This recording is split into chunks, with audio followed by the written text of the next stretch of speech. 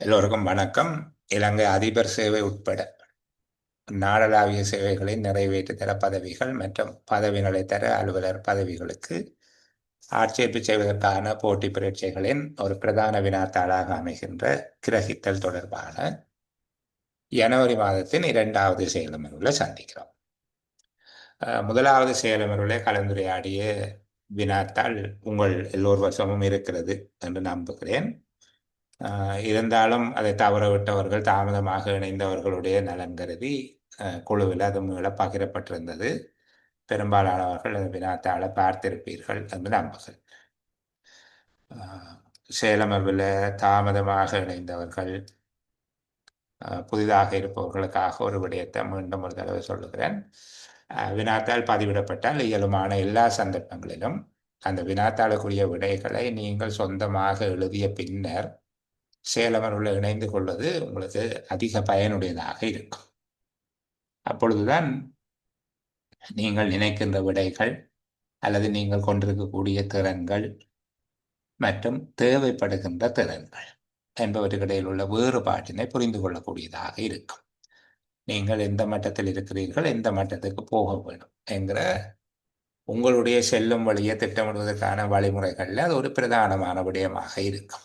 இப்போ எங்களுக்கு தெரியும் நாங்கள் இருக்கிற இடம் எது, நாங்கள் போக வேண்டிய இடம் எது, அந்த இடைவெளி என்ன என்பதை தீர்மானிப்பதற்கான ஒரு வழிமுறை வினாத்தாள நேரம் குறித்து செய்து பார்ப்பது.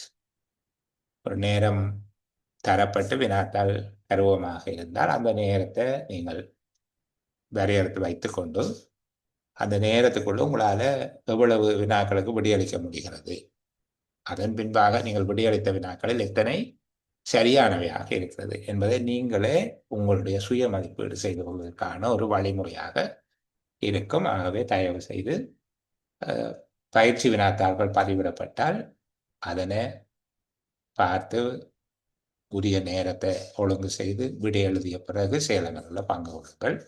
இது என்னுடைய ஒரு தயவான விண்ணப்பம். சரி, இந்த தரப்பட்டிருக்கக்கூடிய வினா வடிவம்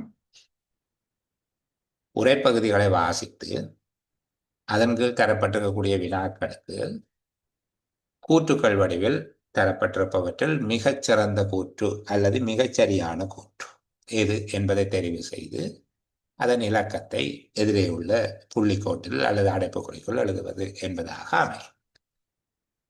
இந்த கூற்றுக்கள் தொடர்பாக ஏற்கனவே விவரித்திருக்கிறேன், இருந்தாலும் இன்னும் ஒரு தடவை சொல்லுகிறேன். உரைப்பகுதிகளை தந்துவிட்டு கூற்றுக்கள் என்று கேட்கிற போது 2 தெரிவுகள், 3 தெரிவுகள், 4 தெரிவுகள் என்பதாக அமையலாம்.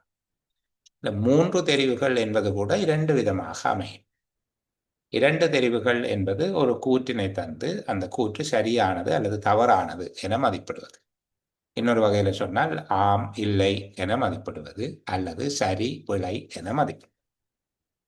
2வது வடிவம் கூற்றினை தந்து ஆம், இல்லை நிச்சயிக்க முடியாது, சரி, பிழை தீர்மானிக்க இயலாது என்கிற வகையில மதிப்பீடு செய்வது.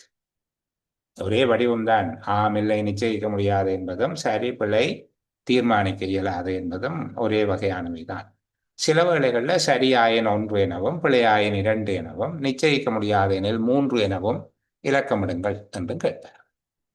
அது இன்னொரு வகையில் நீங்கள் உள்ள எடுத்து அதுக்குரிய இலக்கத்தை கொண்டு போய் எழுதுகிற விதமாக சரியாயின் 1 எனவும் பிழையாயின் 2 எனவும் தீர்மானிக்க முடியாதாயின் 3 எனவும் எழுதுக, அல்லது ஆம் எனில் 1 எனவும் இல்லை எனில் 2 எனவும் நிச்சயிக்க முடியாது எனில் 3 எனவும் எழுதுக என்று கேட்பார்.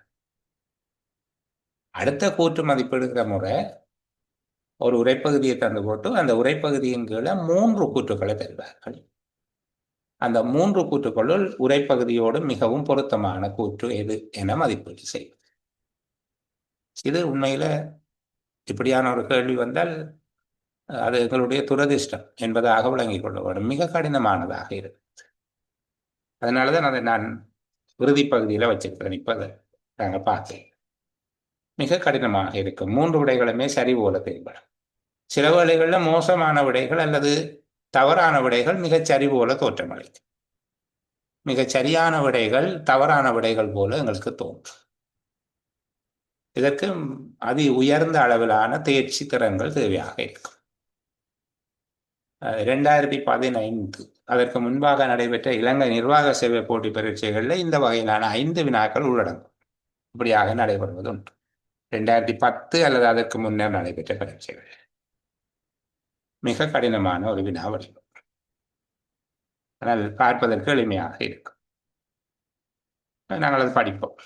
அடுத்தது 4 கூற்றுக்களை தருவார்கள். அவற்றில் மிக பொருத்தமான கூற்றினை தெரிவு செய்து அதற்குரிய இலக்கத்தை எழுதுவது. தெரிவு செய்து இலக்கத்தை எழுதுறது அல்லது கூற்றுக்கு கோடு போடுறது அது பிரச்சனை இல்லை. எங்களுக்கு தெரிவு செய்வது 4 கூற்றுக்கள். அது தொடர்பான வினாக்கள் தான் நாங்கள் இப்போது பார்த்து கொண்டிருக்கிறோம். ஏற்கனவே 5 வினாக்கள் பார்த்திருக்கிறோம். ஜனவரி மாதம் 1ஆம் தேதி நடைபெற்ற சேலமரில் கலந்துரையாடப்பட்டிருக்குது. எளிமையான வினாக்கள் 5 வினாக்கள். அந்த காணொளி கிடைக்காதவர்கள் அது தொடர்பில் சலனமடைய தேவையில்லை.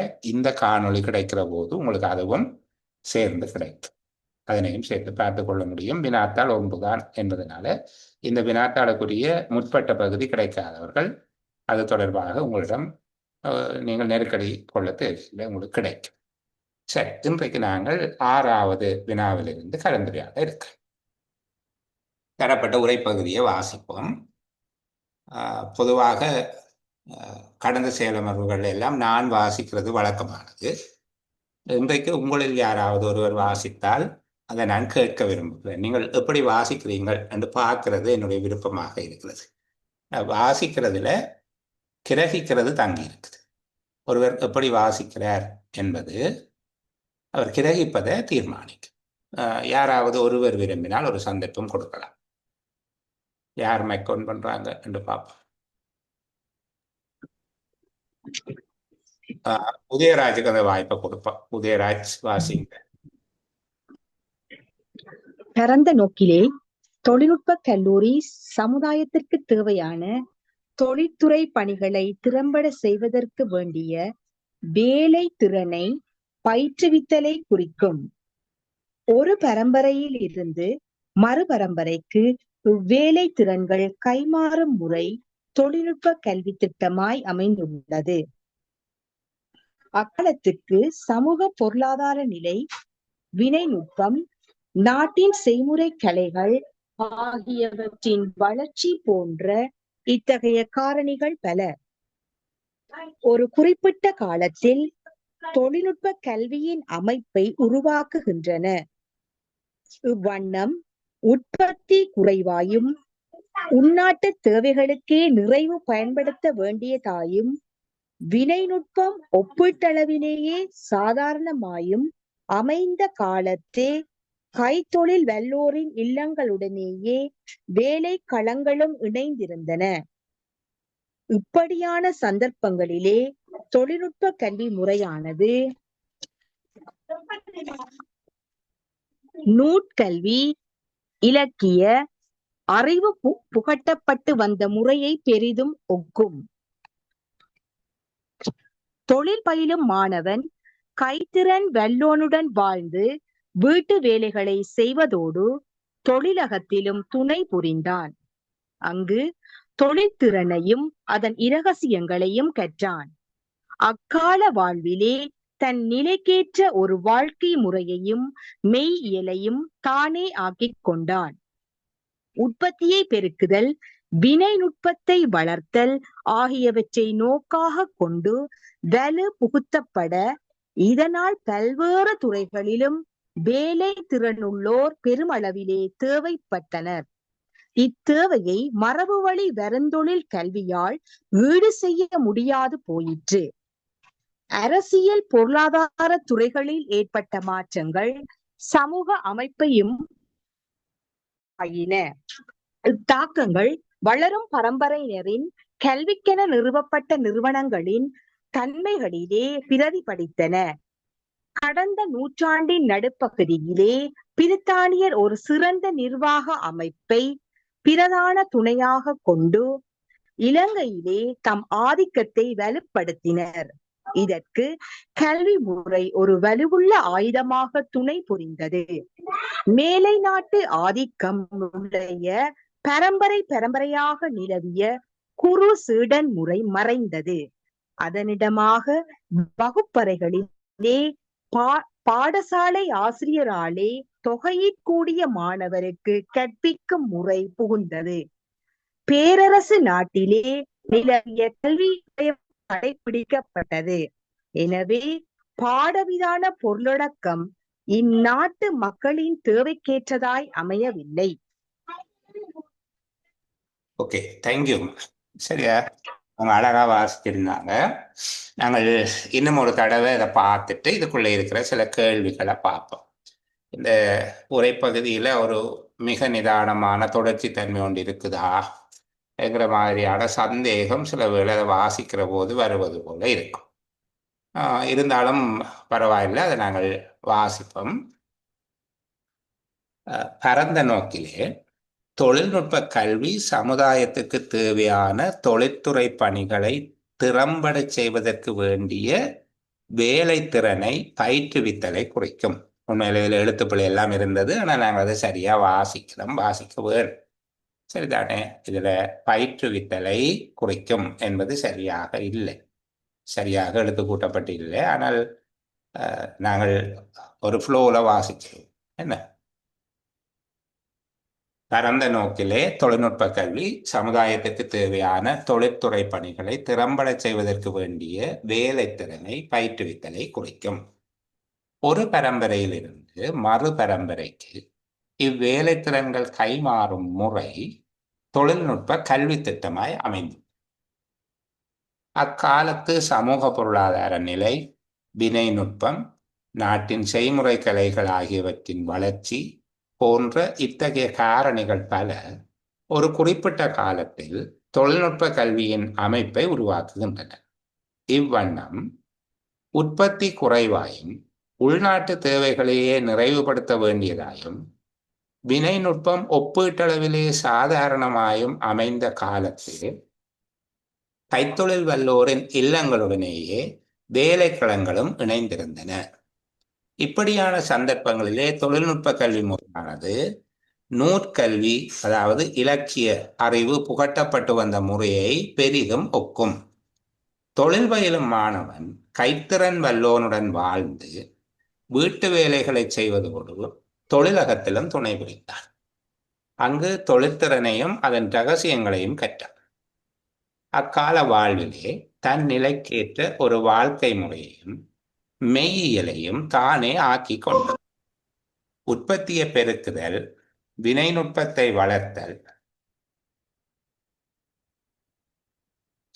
உற்பத்தியை பெருக்குதல், வினை நுட்பத்தை வளர்த்தல் ஆகியவற்றை நோக்காக கொண்டு வலு புகுத்தப்பட இதனால் பல்வேறு துறைகளிலும் வேலை திறனுள்ளோர் பெருமளவிலே தேவைப்பட்டனர். இத்தேவையை மரபு வழி வரும் தொழிற்கல்வியால் ஈடு செய்ய முடியாது போயிற்று. அரசியல் பொருளாதார துறைகளில் ஏற்பட்ட மாற்றங்கள் சமூக அமைப்பையும் தாக்குவனவாயின.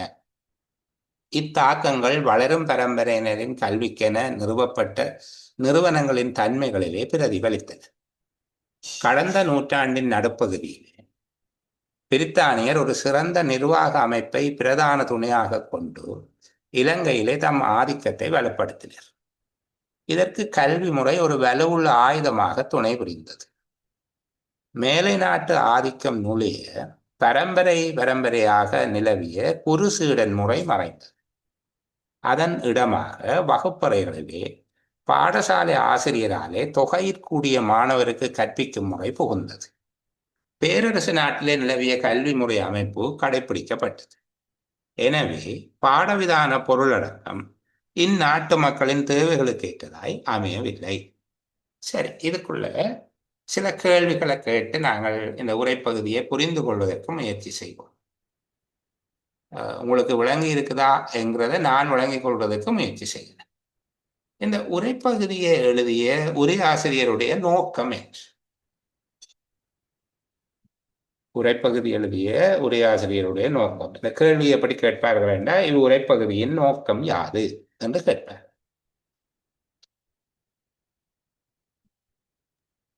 ஒரு பிரித்தானியரால் கொண்டு வரப்பட்ட சொல்லுங்க மதுராந்தன், பேசுங்க. பிரித்தானியரால் கொண்டு வரப்பட்ட கல்வி சீராக்கங்கள் இந்நாட்டு மக்களின் தேவைகளுக்கு ஏற்றதாக அமையவில்லை. அமையவில்லை என்று பேசுவது அவருடைய முக்கியமான நோக்கமாக இருக்குது. அப்படியா? சரி, நாங்கள் ஓகே. ரிஃபான் எடுப்போம். முகமது ரிஃபான், நீங்க பேசுங்க. சார், தொழில்நுட்ப கல்வியின் பரிணாம வளர்ச்சி அப்படின்னு அதை சொல்றது. தொழில்நுட்ப கல்வி முறைமையில ஏற்பட்ட மாற்றம் அதான சொல்றீங்க. பரிணாம வளர்ச்சின்றது தொழில்நுட்ப கல்வி முறையில ஏற்பட்ட மாற்றம். காலத்துக்கு ஏற்ப ஏற்பட்ட மாற்றத்தை பேசுவது. ஜெகநாதன் சார், நீங்களும் பேசுங்க, அவர்கிட்ட கேட்டுட்டு போங்க. தொழில்நுட்ப கல்வி சார் தற்காலத்துல பழைய காலத்தில் முன்னைய காலத்தில இருந்து எவ்வாறு ஒரு நிறுவனமயப்படுத்தப்பட்ட நிலைக்கு வளர்ச்சி அடைஞ்சதை பற்றி சொல்றது. பேசுறது இப்ப நீங்க ரிஃபான் சொன்னதோட ஒத்து வாரீங்க. அப்படி ஆமா ஆமா.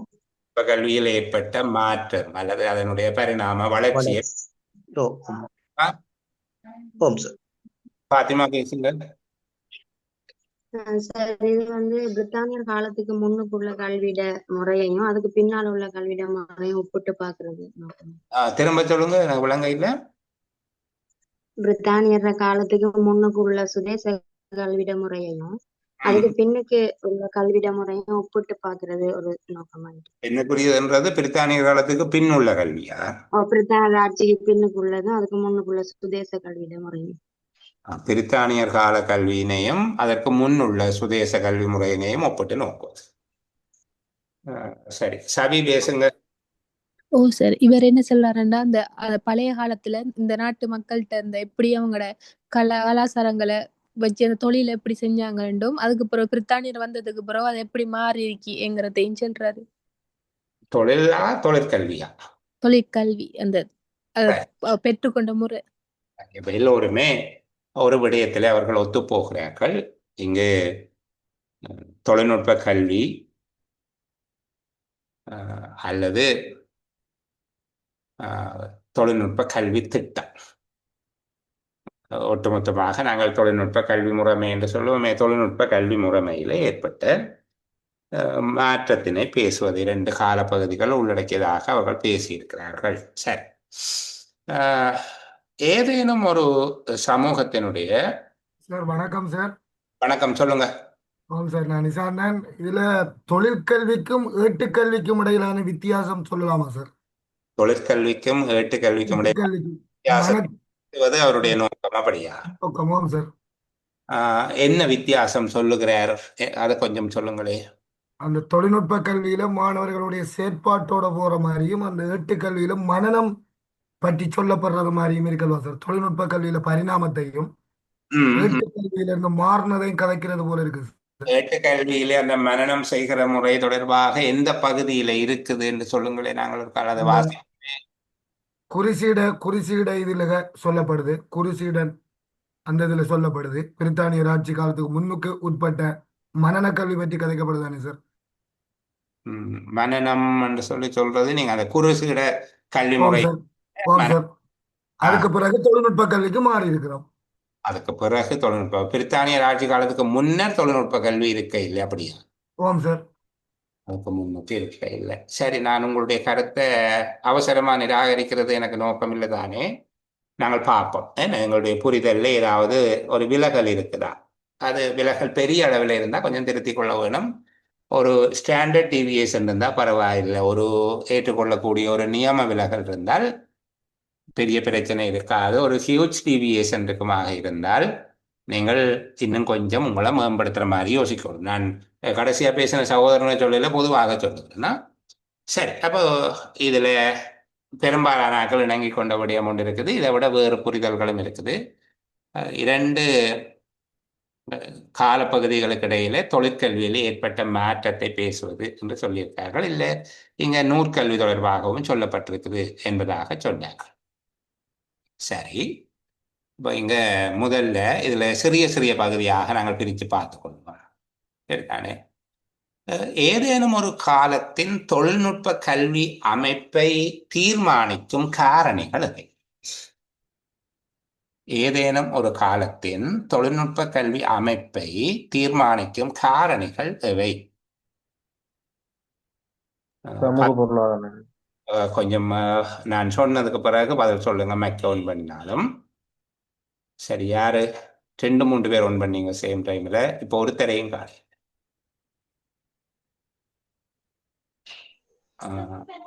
கல்வியும் பொருளாதாரம். மகாலி பேசுங்க. அரசியல் காரணங்கள். திரும்பி சொல்லுங்க. அரசியல் காரணங்கள், அந்த அரசியல் மாற்றங்கள் வரக்கூடாது. சத்தமான இடத்துல இருக்கிறார்கள் மைக் ஒன் பண்ண வேண்டாம். மற்றது ஒரு ஆள் ஒன் பண்ணி முடிஞ்சால் மற்ற ஆக்கள் ஓ பண்ணிடுங்க. தயாபரன் பேசுங்க பாப்போம். சமூக பொருளாதார நிலை, நாட்டின் செய்முறை கலைகள், வினைநுட்பம், ஒரு காலத்தினுடைய தொழில்நுட்ப கல்வி அமைப்பை உருவாக்குபவை என்று சொல்லி அடையாளப்படுத்துகிறது. சரிதானே? இவ்வளவு பகுதியையும் உள்ளடக்கியதாக சொல்லப்பட்டிருக்கு. அந்த காலத்தினுடைய சமூக பொருளாதார நிலை, வினை நுட்பம் என்றால் கிடைக்கக்கூடிய தொழில்நுட்பம். அந்த காலத்திலே என்ன வகையான தொழில்நுட்பம் கிடைக்குது? சமூக பொருளாதார நிலை, வினை நுட்பம், நாட்டின் செய்முறை கலைகள் போன்றவற்றின் வளர்ச்சி ஆகியவற்றின் என்றால் செய்முறை கலைகள் சார்ந்த வளர்ச்சி போன்ற இத்தகைய காரணிகள் பல ஒரு குறிப்பிட்ட காலத்தில் தொழில்நுட்ப கல்வியின் அமைப்பை உருவாக்குகின்றன. அப்போ ஒரு காலத்தின் தொழில்நுட்ப கல்வியை தீர்மானிப்பவை அந்த காலத்தின் சமூக பொருளாதார நிலைமையும் கிடைக்கக்கூடிய தொழில்நுட்பமும் அந்த நாட்டில் இருக்கக்கூடிய செய்முறை கலைகள் என்றால் அவர்களிடம் சில உற்பத்தி சார்ந்த கலைகள் இருக்கும் தானே, அந்த கலைகளின் வளர்ச்சி போன்றவை ஒரு குறிப்பிட்ட காலத்தின் தொழில்நுட்ப கல்வி அமைப்பை உருவாக்குகிறது என்று சொல்லியிருக்கிறார். சரி, இங்க 2 வெவ்வேறு காலப்பகுதிகள் சொல்லப்பட்டிருக்கு. தொழில்நுட்ப கல்வி 2 விதமாக அமைந்த 2 வெவ்வேறு காலப்பகுதிகள் சொல்லப்பட்டிருக்கு. இதுல ஏற்கனவே ஃபாத்திமா சொல்லியிருந்தாங்க பிரித்தானிய காலமும் அதற்கு முன்னுள்ள காலமும் என்று சொல்லி. இந்த 2 காலப்பகுதியிலும் நிலவிய தொழில்நுட்ப கல்விகளுக்கு இடையிலான வேறுபாடு என்ன? இந்த 2 காலப்பகுதிகளிலும் காணப்பட்ட தொழில்நுட்ப கல்வி முறைமையில உள்ள வேறுபாடு என்ன? யார் பதில் சொல்ல போகிறது என்றால் சித்தார்த் பேசு. சரி, அவங்களை காண இல்லை. வேற யாராவது? முகமது ஃபாஷி பேசுங்க. முகமது ஃபாஷி பிரித்தானியருக்கு முந்தியுள்ள முறை குருசு முறை சார். அதுக்கு பிறகு இவங்க கல்வி முழுமையாக ஆனவர்கள் ஒரே எடுத்து பிரித்தானிய கொண்டு வந்தது. ரெண்டாவதா பேசுறது கொஞ்சம் வெட்டி வந்தது, திருப்பி சொல்லுங்க. பிரித்தானியர் காலத்துக்கு முந்தைய முறை குருசீடன் முறை. அது பிரித்தானிய ஒட்டுமொத்த மாநிலத்து நல்ல. அப்ப இங்க பிரித்தானியனுடைய காலத்துல ஒரு வகுப்பறை கல்வி முறையும் அதற்கு முன்பாக குருசீட முறையிலான கல்வி முறையும் கொண்டு இருந்தது. அப்போ இந்த காலப்பகுதியை அழகாக சொல்லி கொண்டு வருகிறார். முதல்ல பாருங்க, தொழில்நுட்ப கல்வி என்றால் என்ன என்று சொல்றார். தொழில்நுட்ப கல்வி என்றால் என்ன? தொழில்துறை பணிகளை திறம்பட செய்வதற்கு வேண்டிய வேலைத்திறனை பயிற்றுவித்தல். தொழில்துறை பணிகளை திறம்பட செய்வதற்கு வேண்டிய வேலை திறனை பயிற்றுவித்தல். இது தொழில்நுட்ப கல்வி. தொழில்நுட்ப கல்வி திட்டம் என்றால் என்ன என்று அடுத்தது விளங்கப்படுத்துகிறேன். முதல் தொழில்நுட்ப கல்வி என்றால் என்ன என்கிறதுக்கு ஒரு விளக்கம் உங்களுக்கு சொல்லிட்டேன். சமுதாயத்துக்கு தேவையான தொழில்துறை பணிகளை திறம்பட செய்வதற்கு வேண்டிய வேலை திறனை பயிற்றுவிப்பது. 2வது தொழில்நுட்ப கல்வி திட்டம் என்றால் என்ன? ஒரு பரம்பரையிலிருந்து அடுத்த பரம்பரைக்கு இந்த வேலை திறன்கள் கைமாறுகின்ற முறை. தொழில்துறை பணிகளை திறம்பட செய்வதற்கு வேண்டிய வேலை திறன்கள் ஒரு பரம்பரையிலிருந்து அடுத்த பரம்பரைக்கு கைமாறுகிற முறை தொழில்நுட்ப கல்வி திட்டம். மூன்றாவதாக சொல்கிறார், தொழில்நுட்ப கல்வியின் அமைப்பை உருவாக்கும் காரணிகள். மூன்றாவது விடயம், தொழில்நுட்ப கல்வியின் அமைப்பை உருவாக்கும் காரணிகள். அந்த காலத்தினுடைய சமூக பொருளாதார நிலை, தொழில்நுட்பம், நாட்டின் செய்முறை கலைகள் ஆகியவற்றின் வளர்ச்சி போன்ற காரணிகள் உருவாக்கும் என்று சொல்லுது. இவ்வண்ணம் என்ற இது மாதிரி ஒரு காலப்பகுதியை சொல்லுவாங்க. அப்போ மேல சொல்லியிருக்க தொழில்நுட்ப கல்வியின் அமைப்பை உருவாக்குகின்ற காரணிகள் சொல்லிட்டு ஒரு காலப்பகுதியை பற்றிய விளக்கத்தை சொல்லுகிறார். உற்பத்தி குறைவாயும் உள்நாட்டு தேவைகளையே நிறைவுபடுத்த வேண்டியதாயும் வினைநுட்பம் ஒப்பீட்டளவிலே சாதாரணமாயும் அமைந்த காலத்தே கைத்தொழில் வல்லோரின் இல்லங்களுடனேயே வேலைக்களங்களும் இணைந்திருந்தன.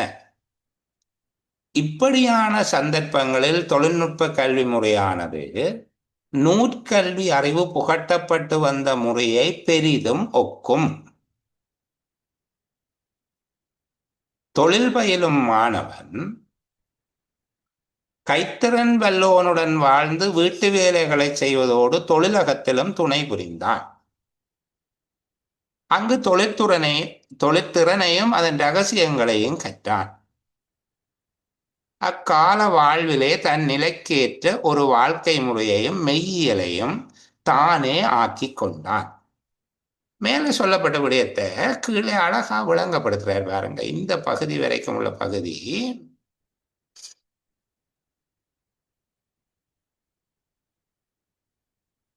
இவ்வண்ணம் என்பதில் தொடங்கி இவ்வண்ணம் என்ற அந்த மேலே சொன்ன மாதிரி, அதாவது ஒரு காலத்தின் சமூக பொருளாதார நிலை, வினைநுட்பம், நாட்டின் செய்முறை கலைகள் போன்றவை ஒரு காலத்தின் தொழில்நுட்ப கல்வி அமைப்பை தீர்மானிக்கிறது என்று சொன்னேன். பிறகு ஒரு காலத்தில் இருந்த அந்த மேற்சொன்ன விடயங்கள், அதாவது அந்த காலத்தின் சமூக பொருளாதார நிலை, வினைநுட்பம், செய்முறை கலைகள் போன்றவை எப்படி இருக்குது, அது எவ்வாறு தொழில்நுட்ப கல்வி அமைப்பை உருவாக்கி வைத்திருந்தது என்று சொல்லுகிறார். அந்த சமூக பொருளாதார சூழ்நிலைகளை பற்றி சொல்லிக்க பார்க்க, உற்பத்தி குறைவாக இருந்தது, குறைந்த அளவில் உற்பத்தி நடந்தது. உள்நாட்டு தேவைகள் நிறைவுபடுத்த வேண்டியதாக இருந்தது. அதாவது உள்நாட்டு தேவைக்கு மட்டும்தான் உற்பத்தி செய்தார்கள், ஏற்றுமதி நோக்கில இல்லை.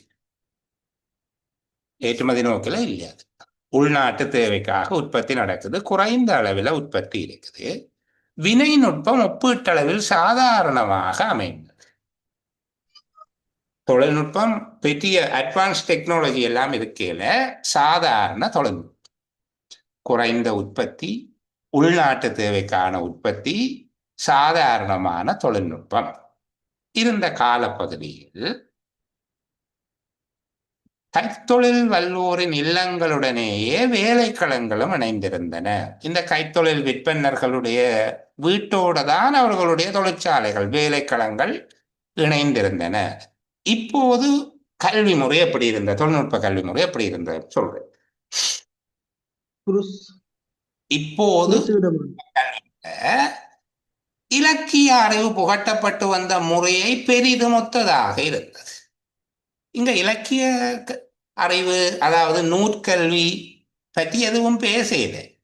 ஆனால் அவர் என்ன சொல்றாருன்னா, அந்த காலத்துல நூற்கல்வி படிக்கிறவர்கள் எப்படி படித்தார்களோ அதுபோலதான் இதுவும் இருந்தது. அந்த காலத்துல தொழில்நுட்ப கல்வியாக இருந்தால் என்ன, நூற்கல்வியாக இருந்தால் என்ன, ரெண்டும் ஒரே மாதிரி தான் இருந்தது. அதை விளங்கப்படுத்துகிறார். மாணவன் தொழில் பயிலும் மாணவன் கைத்திறன் வல்லோனுடன் வாழ்ந்து வீட்டு வேலைகளை செய்வதோடு தொழிலகத்திலும் துணை புரிந்தான். இவர் சொல்றார், இங்க படிப்பு முறை எப்படி இருந்தது என்றால், தொழிற்சாலைகள் வீடுகளோட இருந்தது. எந்த காலத்துல தொழிற்சாலைகள் வீடுகளோட இருந்தது? குறைந்தளவு உற்பத்தி, உள்நாட்டு தேவைக்கான உற்பத்தி, சாதாரண தொழில்நுட்பம் இருந்த காலத்துல தொழிற்சாலைகள் அல்லது வேலைக்களங்கள் அந்த தொழில் வல்லுநருடைய வீட்டோடு தான் இருந்தது. அப்ப தொழிற்கல்வி முறை எப்படி இருந்தது? நூற்கல்வி போல இருந்தது. இலக்கிய கல்வி படிக்கிறவர்கள் எப்படியோ அது போல இருந்தது. அப்ப அந்த காலத்துல இலக்கிய கல்வி எப்படி இருந்தது? இந்த தொழிற்கல்வி மாதிரியே இருந்தது. ரெண்டும் ஒரே மாதிரி. அது என்னது? பயிலும் மாணவன் கைத்திறன் வல்லோனுடன், தொழில் பயிலுகிற மாணவன் கைத்திறன் வல்லோனுடன் வாழ்ந்து வீட்டு வேலைகளை செய்வதோடு தொழிலகத்திலும் துணை புரிந்தான். வீட்டுல போயிருந்து அவருக்கு வீட்டு வேலை செய்கிற இடத்திலேயும் தொழில் செய்கிற இடத்திலேயும் துணை புரிந்தான். அங்கு தொழிற்திறனையும் அதன் ரகசியங்களையும் கற்றான். அக்கால வாழ்விலே, அதாவது அந்த தொழில் பழகுகிற அந்த வாழ்க்கையில தன் நிலைக்கேற்ற ஒரு வாழ்க்கை முறையையும் மெய்யியலையும் தானே உருவாக்கி கொண்டான், தானே ஆக்கி கொள்ளுகிறான். மெய்யியல் என்கிறது ஒரு பிலோசபி. மெய்யியல் என்கிறது ஒரு பிலோசபி, அதாவது தன்னுடைய வாழ்க்கை சம்பந்தமாக அவன் ஒரு தீர்மானம் எடுக்கிறான். நான் இப்படிதான் இருக்க போகிறேன், இப்படிதான் வாழ்க்கை இவ்வளவு என்பது போல அவன் தனக்கென்று சொல்லி ஒரு தத்துவத்தை உருவாக்கி கொள்கிறான். வாழ்வியல் தத்துவம் ஒன்று அந்த காலப்பகுதியில் அவன் உருவாக்கி கொள்கிறான். தனக்கான ஒரு வாழ்க்கை முறை, நான் இப்படித்தான் வாழ போகிறேன், இதுதான் அவனுடைய வாழ்க்கை தத்துவம், வாழ்க்கை முறை என்பதை உருவாக்கி கொள்கிறான். இது ஒரு காலப்பகுதியை சொல்லிட்டு முடிச்சு இந்த அளவோட. அடுத்த பகுதியை பாருங்க, ஒரு டிரான்சாக்ஷனல் பீரியட் ஒன்று சொல்கிறேன். ஒரு நிலைமாறு காலம். உற்பத்தியை பெருக்குதல், வினை நுட்பத்தை வளர்த்தல் ஆகியவற்றை நோக்காக கொண்டு, அப்ப மேல இருந்த நிலைமை என்ன? குறைந்த அளவான உற்பத்தி, உள்நாட்டு தேவைக்கான உற்பத்தி. இங்க உற்பத்தியை மற்றது சாதாரண தொழில்நுட்பம். இங்கு உற்பத்தியை அதிகரிக்கிறது, தொழில்நுட்பத்தை வளர்த்தல். இப்ப நிலைமை மாறிட்டு, அங்க இருந்த சாதாரண தொழில்நுட்பம் இல்லை, இங்க தொழில்நுட்பம் வளர்க்கப்படுது. அங்க இருக்கிற உற்பத்தி குறைவாக இருக்கிற அல்லது உள்நாட்டு தேவைக்கான உற்பத்தி நடக்கிறது என்பதல்ல, இங்க உற்பத்தியை பெருக்குது. அந்தந்த காலத்து சமூக பொருளாதார சூழ்நிலை, வினை நுட்பம் என்பவற்றை சார்ந்துதானே தொழிற்கல்வி அமைப்பு தீர்மானிக்கப்பட்டது. இங்க நிலைமை மாறுது பாருங்க. உற்பத்தியை பெருக்குதல், வினை நுட்பத்தை வளர்த்தல் ஆகியவற்றை நோக்காக கொண்டு வலு புகுத்தப்பட, வலு என்கிறது இங்க பவர், அது டீசலாக இருக்கலாம், மின்சாரமாக இருக்கலாம், என்னமோ ஒரு எனர்ஜி, ஒரு பவர், வலு புகுத்தப்பட இதனால் பல்வேறு துறைகளிலும் வேலை திறலுள்ளோர் பெருமளவிலே தேவைப்பட்டது. இப்ப எங்களுக்கு விளங்குது, உற்பத்தி அதிகரிக்க வேணும், வினை நுட்பத்தை வளர்க்க வேணும் என்று கருதி கொண்டு இங்க வலு பயன்பாடு ஏற்படுகிறது. இப்ப வலு பயன்பாடு ஏற்படுகிற போது எல்லா துறைகளிலும் வேலை திறன் உள்ளவர்கள் பெருமளவில் தேவைப்பட்டனர். இத்தேவையை மரபு வழி வரும் தொழிற்கல்வியால் ஈடு செய்ய முடியாது போயிற்று. இதுதான் அந்த நிலைமாறு காலம். அந்த கல்வி முறை மரபு வழி தொழிற்கல்வி ஒரு இயலாமை நிலையை அடைந்த சூழ்நிலையை விளங்கப்படும். அங்க ஒரு ஆள் இருப்பாரு, அவரோட போய் ஒரு மாணவன் வீட்டில் தங்கி இருப்பான், வேலை செய்வான், அவர் தொழில் செய்ய இவனும் கூட செய்வான், அங்க நுணுக்கங்களையும் ரகசியங்களையும் கற்றுக்கொள்ளுகிறான். சரி, இப்போது உற்பத்தி அதிகரிக்கிறது, வினை நுட்பத்தை வளர்த்தல் என்பவற்றை நோக்காக கொண்டு வலு புகுத்தப்படுகிற போது அவங்க வேகமா உற்பத்தியும் பெருகுது, வினை நுட்பமும் நவீன தொழில்நுட்பம் வந்துட்டுது. இப்போ பார்த்தால் பல்வேறு துறைகளிலும் வேலை திறன் உள்ளவர்கள் பெருமளவில் தேவைப்படுகிறார்கள். அவ்வாறு தேவைப்படுகிறவர்களை மரபு வழி வருகின்ற தொழிற்கல்வியால உருவாக்கி கொடுக்க முடியவில்லை. சரி, அப்ப இங்க என்ன நடக்குது? அதுக்கு பிறகு அந்த சூழ்நிலையை விளங்கப்படுத்துகிறேன். அரசியல் பொருளாதார துறைகளில் மாற்றங்கள் ஏற்பட சமூக அமைப்பையும் தாக்குவனவாயின. நாங்கள் மேலேயே பார்த்து, நாங்கள் ஒரு காலத்தினுடைய தொழிற்கல்வி முறைமையை தீர்மானிக்கிற காரணிகள் பொருளாதாரத்துறை, சமூகம், தொழில்நுட்பம். அப்ப இங்கே அரசியல் பொருளாதாரம் துறைகளில் மாற்றம் ஏற்பட்டு சமூக அமைப்பிலும் அது தாக்கத்தை ஏற்படுத்துது. இந்த தாக்கங்கள் மாணவர்களுக்கான கல்வி நிறுவனங்களினுடைய தன்மைகள்ல வெளிப்பட தொடங்கியது. அதாவது கல்வி நிறுவனங்களுடைய தன்மைகளிலும் அது ரிஃப்ளெக்ட் பண்ணுது, பிரதிபலிக்கிறது. கடந்த நூற்றாண்டின் நடுப்பகுதியில் பிரித்தானியர் ஒரு சிறந்த நிர்வாக அமைப்பை துணையாக கொண்டு இலங்கையில் தம் ஆதிக்கத்தை வலுப்படுத்தினர். இதற்கு கல்வி முறை ஒரு வலுவுள்ள ஆயுதமாக துணை புரிந்தது. அப்ப அரசியலுக்கூடாக இங்க கல்வி முறையில ஒரு மாற்றம் வருது. அரசியலுக்கூடாக கல்வி முறையில மாற்றம் வருது, சமூக அமைப்பு மாறுது. இதனால அந்த கல்வி நிறுவனங்கள்லையும் ஒரு மாற்றம் வருது. முந்தி கல்வி நிறுவனம்ன்றது மாணவன் போய் குருவனுடைய வீட்டில் தங்கி இருந்து அவருக்கு உதவி செய்து அவர் வேலை செய்கிற நேரம் அவர்கிட்ட இருந்து தொழிலை கற்றுக்கொண்டது. இப்போ கல்வி நிறுவனம் மாறுது. சரிதானே? அப்போ இந்த பகுதி வரைக்கும் அந்த விடயத்தை அந்த நிலைமாறு காலத்தினுடைய பின்புலத்தை வழங்கப்பட்டது. மேலை நாட்டு ஆதிக்கம் நுழைய பரம்பரையாக நிலவிய குருசீடன் முறை மறைந்தது. அப்ப இந்த மேலை நாட்டு ஆதிக்கம் நுழைந்த போது, அதாவது இது மேலை நாட்டு ஆதிக்கம் நுழையங்கிறத ஒரு பாரதூரமான விடயமாக பயங்கரமா நாங்கள் யோசிக்க தேவையில்லை. அதாவது பிரித்தானியருடைய ஆட்சி கால பகுதியில் என்று சொன்னா போதுமானது. ஏன்னா இதுக்குரிய பின்புலம் அழகா சொல்லி இருக்கு. பிரித்தானியர் அடிச்சு மூடையில எல்லா தொழிற்சாலைகளும் ஒரு தரம் வீட்டில இருந்து வேலை பழகையிலாத எல்லாம் படிக்கிட்டு வா, இனி கிளாஸ் ரூம்ல தான் படிக்கணும்னு சொல்ல இல்லை. யார் இந்த மக்கள் வகுப்பறைகளுக்கு கொண்டு போய் சேர்த்த பின்புலம் சொல்லப்பட்டிருக்கு. உற்பத்தி பெருக்கம், தொழில்நுட்பத்தின் வளர்ச்சி, இந்த இலக்குகளை அடிப்படையாக கொண்டு சாதாரண மனிதர்களுடைய கைகளால் இயக்கப்படுவதற்கு பதிலாக வலு புகுத்தப்படுகிற போது நிறைய தொழிலாளர்கள், திறனுள்ள தொழிலாளர்கள் தேவைப்பட்டார்கள். இதை மரபு வழி தொழிற்கல்வியால் ஈடு செய்ய முடியாமல் போயிட்டு, இப்படி ஈடு செய்ய முடியாத சூழ்நிலையில இங்க என்ன நடந்தது? பிரித்தானியருடைய ஆட்சி காலம் காணப்படுது. அங்க அரசியல் ஏற்பட்ட மாற்றம், பொருளாதார மாற்றங்கள் சமூக அமைப்பை தாக்கியது. இது கல்வி நிறுவனங்களுடைய தன்மையில மாற்றத்தை உண்டாக்கியது என்று சொல்லி அந்த பின்புலம் வழங்கப்படுத்தப்பட்டிருக்கு. மேலை நாட்டு ஆதிக்கம் நுழைய பரம்பரையாக நிலவிய குருசீடன் முறை மறைந்தது.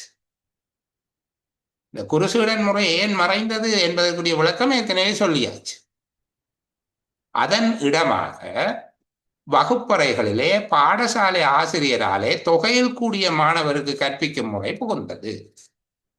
அப்ப அங்க ஒருவரை வச்சு கொண்டு ஒரு தொழில் வல்லுநர் படிப்பிச்சு கொண்டிருந்தது போய் இப்போது வகுப்பறைகளிலே பாடசாலை ஆசிரியர் தொகையில் கூடிய மாணவருக்கு கற்பிக்கும் முறை. இது இங்க தொழிற்கல்வியில் ஏற்பட்ட கற்பித்தல் முறையைத்தான் சொல்றேன். அல்லது பொதுவான கல்வி முறையில எதுவாக இருந்தாலும் கல்வி முறை இப்படியாக மாறிவிட்டது. ஆனால் தொழிற்கல்வியாகவே நாங்கள் இதை புரிந்து கொள்ள முடியும்.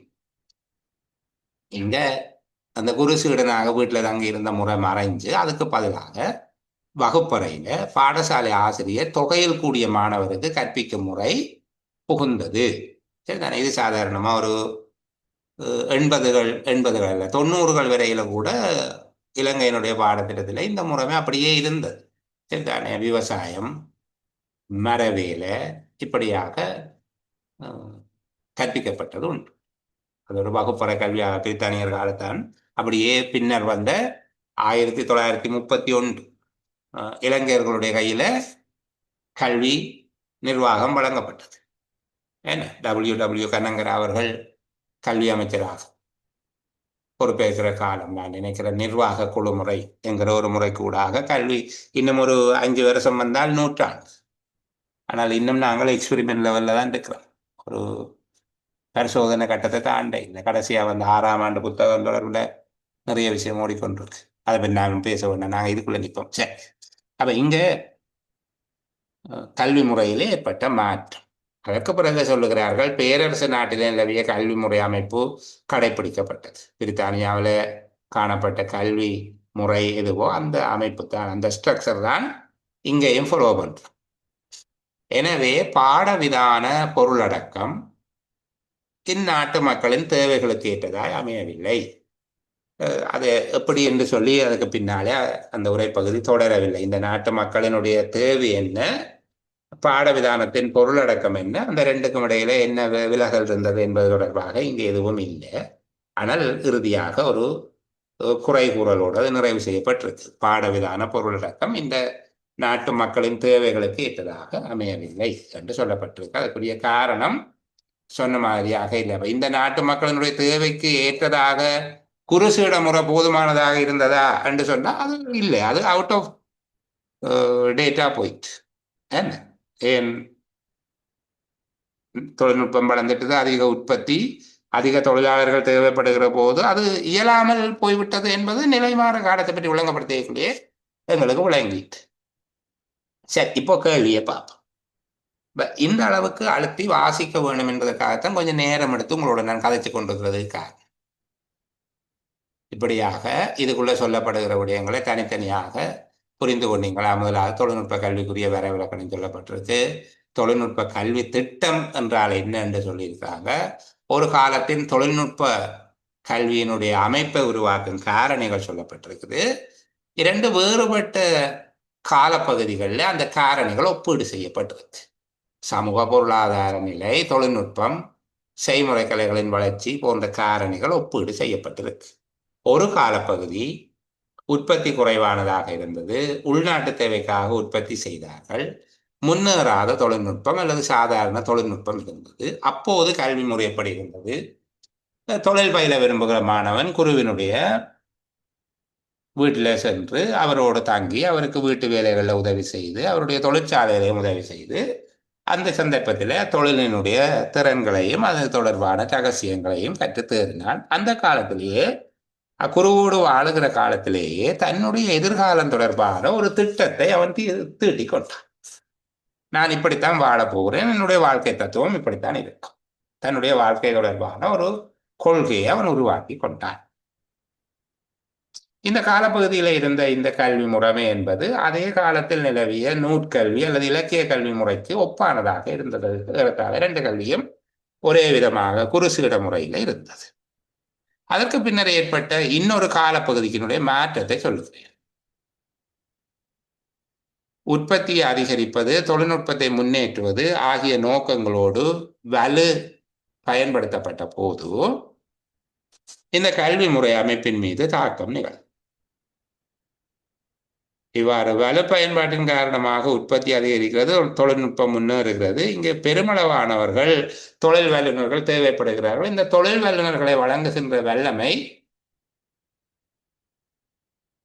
ஏற்கனவே இருந்த குருசீட முறைக்கு இயலாமல் போயிற்று.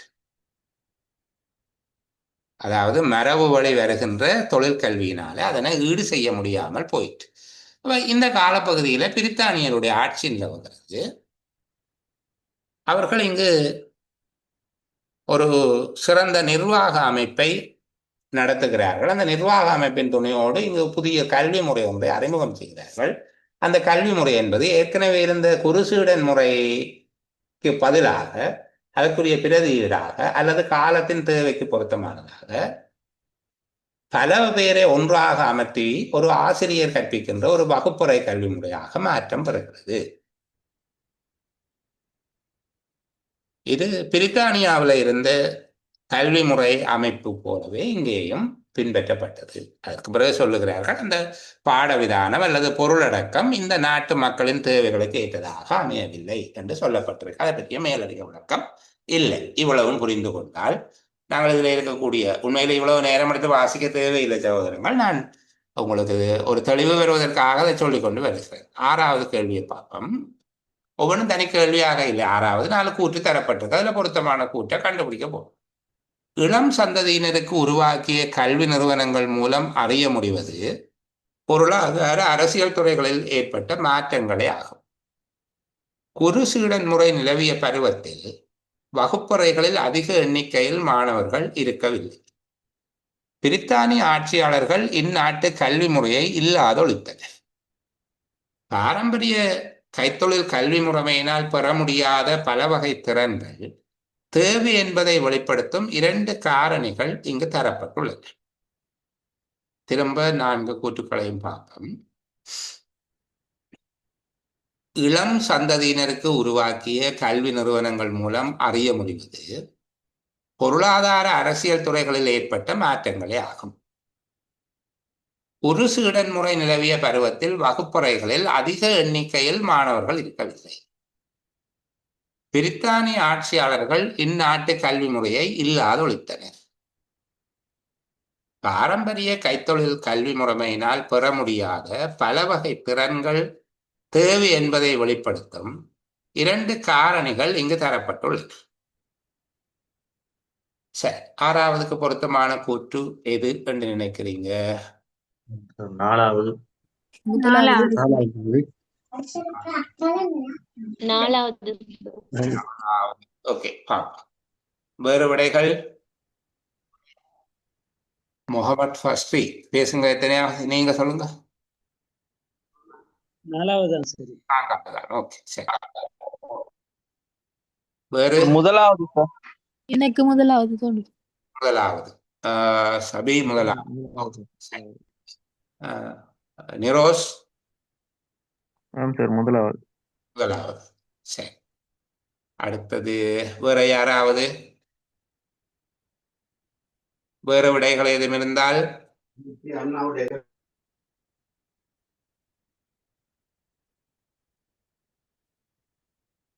சரி. அவங்க கடைசியா பேசினது அவங்களுடைய விடைய எங்களுக்கு விளங்க இல்லை, என்ன சொன்னாங்கன்னு நிர்மலா தேவி எதை சொல்லியிருக்காங்க புரிந்து கொள்ள முடியல. சரி, பார்ப்போம். சரியா? முதலாவது விட முதலாவது கூற்று என்ன சொல்றாங்கன்னா, இளம் சந்ததியினருக்கு உருவாக்கிய கல்வி நிறுவனங்கள் மூலம் அறிய முடிவது பொருளாதார அரசியல் துறைகளில் ஏற்பட்ட மாற்றங்களே ஆகும். இந்த கூற்றை சொல்லுபவர்கள் நீங்கள் ஆதாரமாக எந்த பகுதியை எடுக்கிறீங்கன்னு நான் தெரிஞ்சு கொள்ளலாம். ஓ சார், அது எப்படின்னா அந்த மேல செல்றாங்க அந்த உற்பத்தியல் பெருக்குதல் வினைத்திறன் அதெல்லாம் கூறுறதால தான் அந்த அதை பேலன்ஸ் கொடுக்கறதுக்கு தான் இப்படி ஒரு இடம் ஒன்று உருவாக்குனேன். எந்த இடம் என்று சொல்லுங்கம்மா பார்ப்போம். அதை மேல அந்த உற்பத்தி பெருக்குதல் வினை நுட்பத்தை பலத்தலாகிய நோக்காக கொண்டு வலுப்புகுத்தப்பட்ட அந்த பாயிண்ட்ஸை வச்சுதான் எடுத்து இந்த பகுதியை பார்க்குறீங்க. உற்பத்தியை பெருக்குதல் வினை நுட்பத்தை வளர்த்தல் ஆகியவற்றை நோக்காக கொண்டு வலு புகுத்தப்பட இதனால் பல்வேறு துறைகளிலும் வேலை திறனுள்ளோர் பெருமளவிலே தேவைப்பட்டனர். இதை வச்சு கொண்டுதான் என்ன சொல்றீங்க, பொருளாதார அரசியல் துறைகள்ல அந்த இந்த இது உருவாக்கப்பட்டது. இளம் சந்தைக்கான கல்வி நிறுவனங்கள் உருவாக்கப்பட்டது இந்த பொருளாதார அரசியல் துறைகள் ஏற்பட்ட மாற்றங்களால. அரசியல் இல்லை. பிறகு திரும்ப பார்த்தோம் என்றால் இங்கால வருதுன்னு நினைக்கிறேன். இத்தாக்கங்கள், அதாவது அந்த மேலை நாட்டு ஆதிக்கம் வரும் சார். அரசியல் பொருளாதார துறைகளில் ஏற்பட்ட மாற்றங்கள் சமூக அமைப்பையும் தாக்குவனவாயின. இத்தாக்கங்கள் வளரும் பரம்பரையின் கல்விக்கென நிறுவப்பட்ட நிறுவனங்களின் தன்மைகளிலே பிரதிபலித்தன. இதை வச்சுக்கொண்டு அந்த கூற்றை ஆதாரப்படுத்துறதுக்கு முயற்சி செய்யறாங்க. சரி, பரவாயில்ல, அதை இப்போதைக்கு இருக்கட்டும், அப்படியே வச்சுக்கொள்வோம். அடுத்தது 4வது சொல்லுகிறவர்கள். ஓம் சார், அதுல இந்த பாரம்பரிய கைத்தொழில் கல்வி முறையால சார் உற்பத்தியை பெருக்குதல் வினை நுட்பத்தினை வளர்த்தல் ஆகியவற்றை நோக்காக கொண்டு வலுபுகுத்தப்பட இதனால் பல்வேறு துறைகளிலும் வேலை திறனுள்ளோர் பெருமளவில் தேவைப்பட்டனர். இத்தேவையை மரபுகளை பெருதொழில் கல்வியால் ஈடு செய்ய முடியாது போயிட்டு அந்த கருத்து. இதை வச்சுக்கொண்டு நீங்க சொல்றீங்க இந்த கூற்று என்ன, அதாவது பாரம்பரிய முறைமையினால் பெற முடியாத பல வகை திறன்கள் தேவை என்பதை வெளிப்படுத்தும் 2 காரணிகள். என்ன அந்த 2 காரணியும்?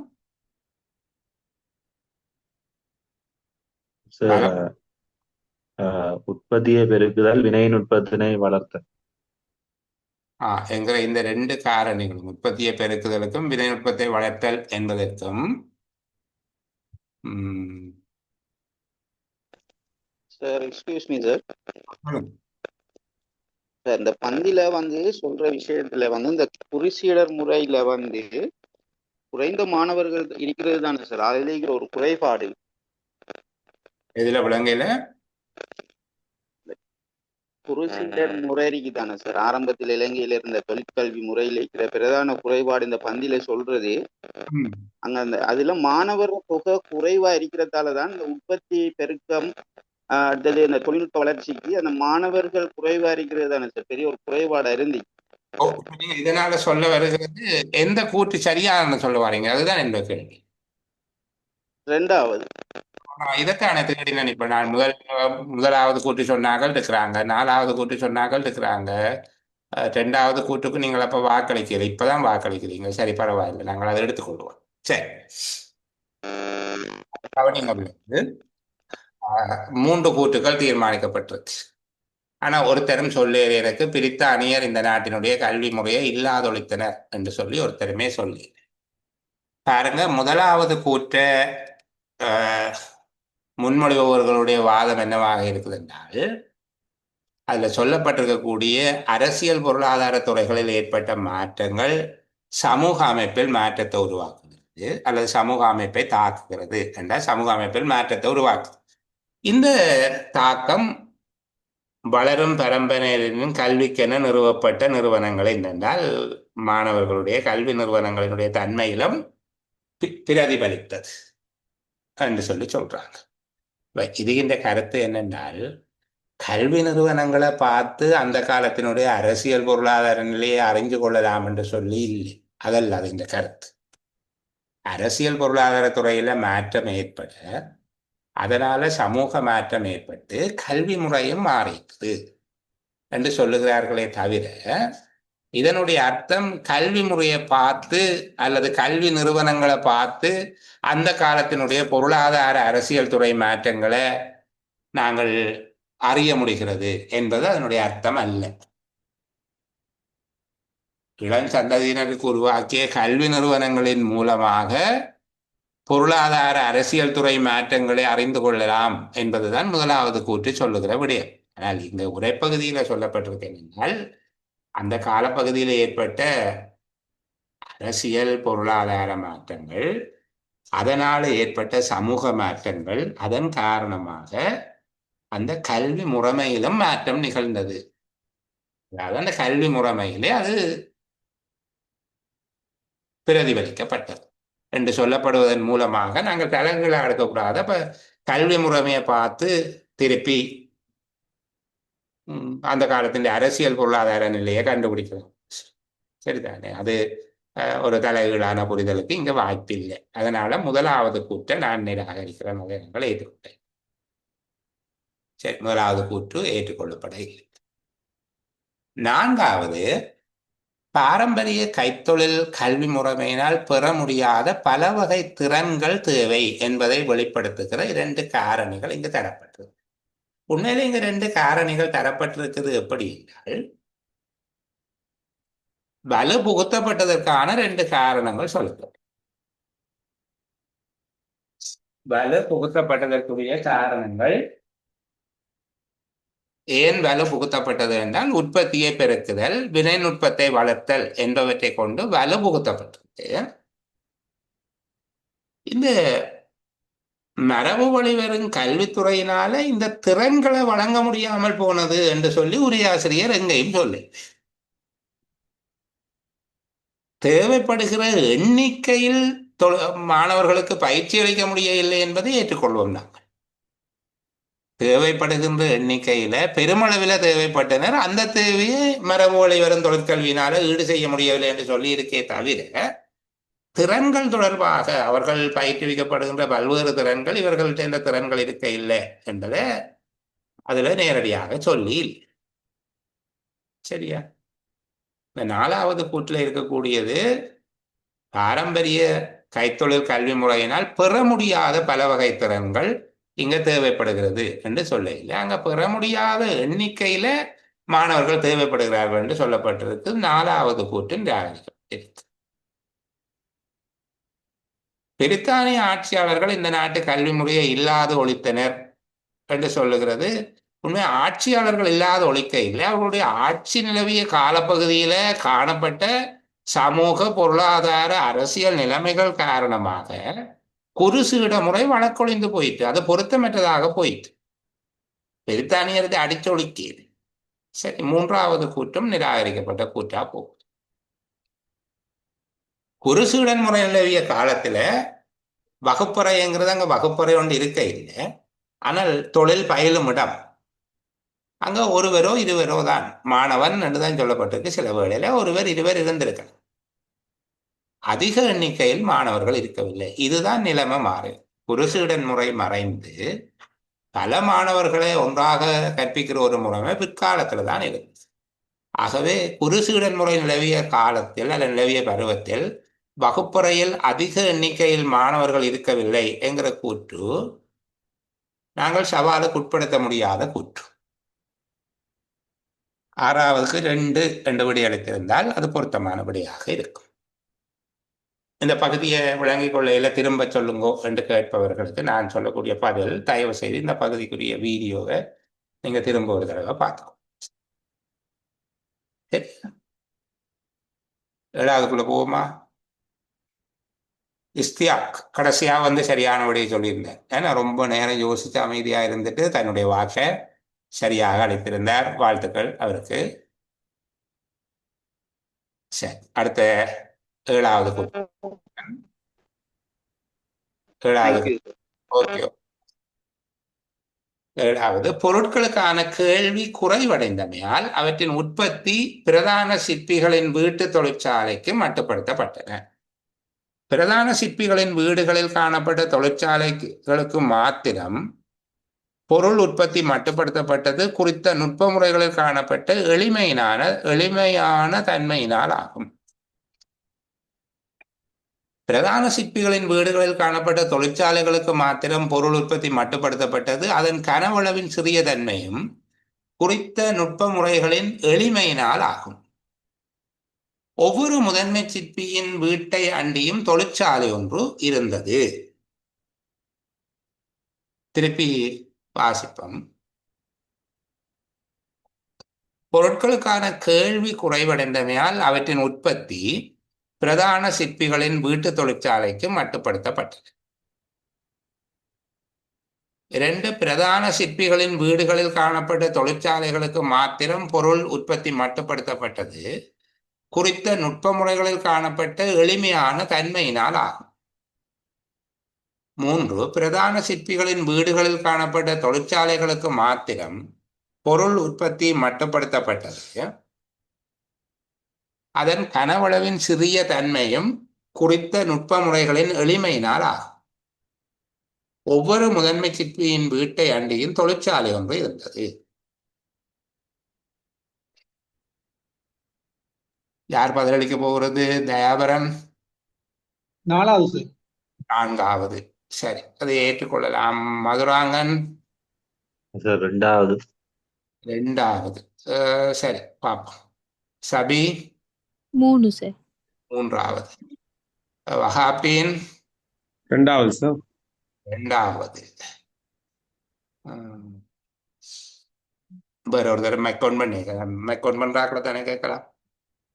சரி, அப்போ முதலாவதுக்கு ஒரு தரம் வாக்களிக்கல. 2, 3, 4. சரி, பார்ப்போம். இங்க பொருட்களுக்கான கேள்வி குறைவடைந்தமையால் அவற்றின் உற்பத்தி பிரதான சிற்பிகளின் வீட்டு தொழிற்சாலைக்கு மட்டுப்படுத்தப்பட்டது. அந்த உரைப்பகுதியில இந்த விடயம் பேசப்பட்டிருக்குது. அந்த கால சூழ்நிலை தொடர்பாக அது பேசப்பட்டிருக்குது. நீங்க பாத்தீங்கன்னா அந்த விடயத்தை சொல்லி இருக்கிறார்கள். இவ்வண்ணம் என்பதற்கு பின்பாக ஆரம்பிக்கிற இந்த பகுதியில இருந்து இதுவரையான பகுதியும் சொல்லப்பட்டிருக்கு. இந்த விடயம் சொல்லியிருக்காங்க. உற்பத்தி குறைவாயும் உள்நாட்டு தேவைகளையே நிறைவுபடுத்த வேண்டியதாயும் வினை நுட்பம் ஒப்பீட்டளவிலே சாதாரணமாயும் அமைந்த காலத்தே கைத்தொழில் வல்லோரின் இல்லங்களுடனேயே வேலைக்களங்களும் இணைந்திருந்தன.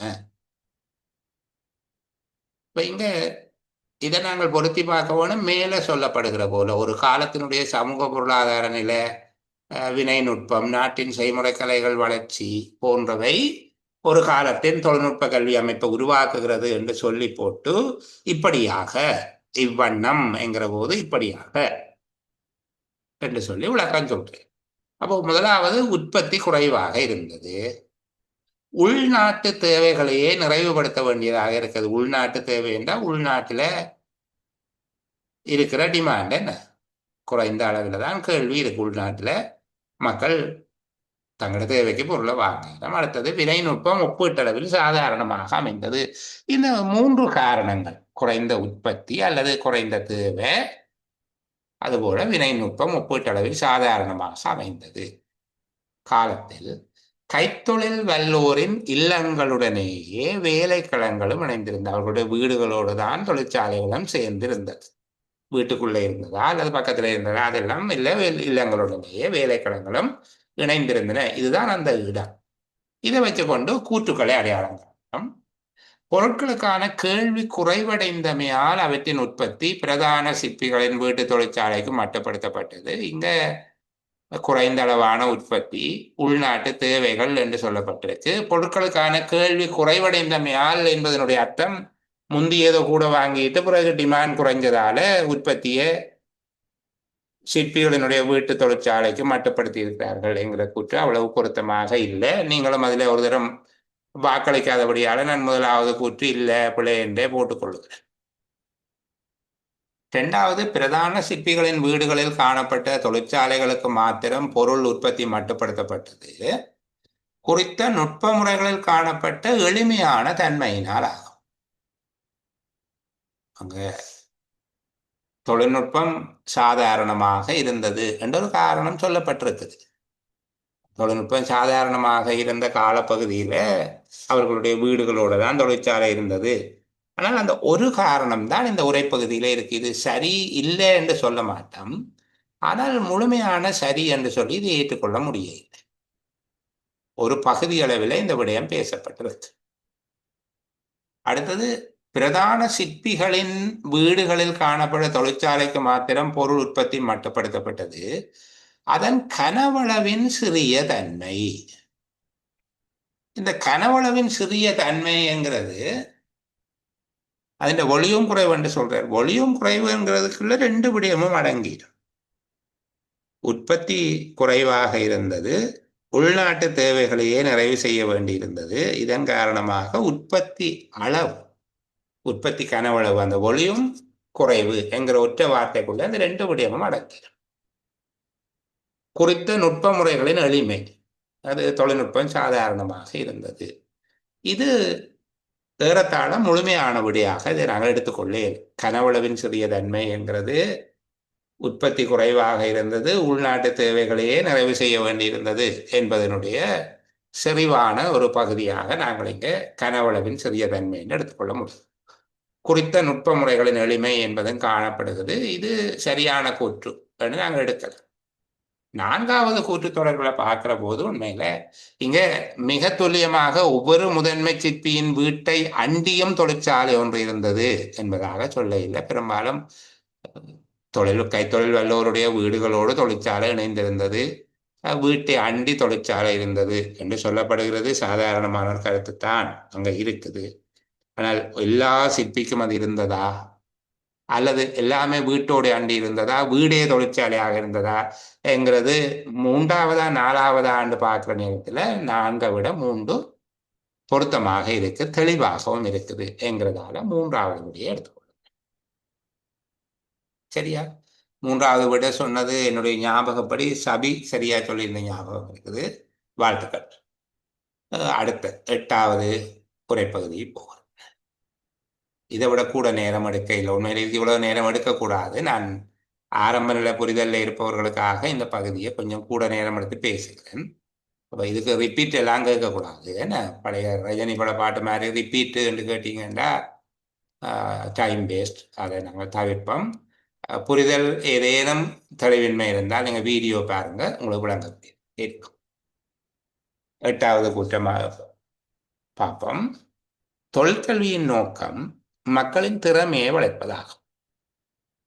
சமூகத்தின் தேவைகளை நிறைவேற்றக்கூடிய திறன்களை வளர்ப்பதன் மூலம் எதிர்பார்ப்பது தொழிலுடன் தொடர்புபட்ட வேலைகளை வினைத்திறனுடன் செய்யக்கூடியவாறு பயிற்சி அளிப்பதாகும்.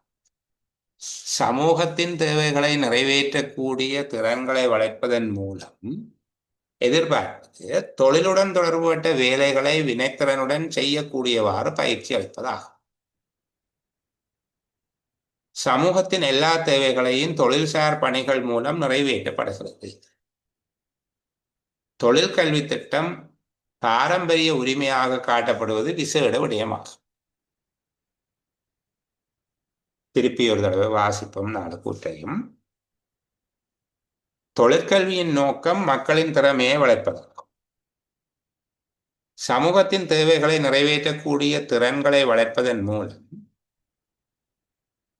எதிர்பார்ப்பது தொழிலுடன் தொடர்புபட்ட வேலைகளை வினைத்திறனுடன் செய்யக்கூடியவாறு பயிற்சி அளிப்பதாகும். சமூகத்தின் எல்லா தேவைகளையும் தொழில்சார் பணிகள் மூலம் நிறைவேற்றப்படுகிறது. தொழில் கல்வி திட்டம் பாரம்பரிய உரிமையாக காட்டப்படுவது விசேட விடயமாகும்.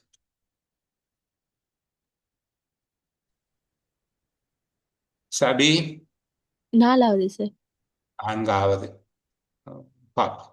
சரி, வேறு விடைகள்? 2வது சார். 2வது. கிருஷ்ணவேணி, ஃபாத்திமா, ரிஃப்னா, கம்சியா? 2வது சார். 2வது. ஓகே. 2வது சார். உதயராஜ்? 2வது சார். பிரியா? சார் 2வது. 2வது சார். பிரபாகரன்? 2வது சார். நிர்மலா தேவி? 2வது சார். நஸ்ரீன்? 2வது சார். மோகன்? சாரி, 2வது. 2வது.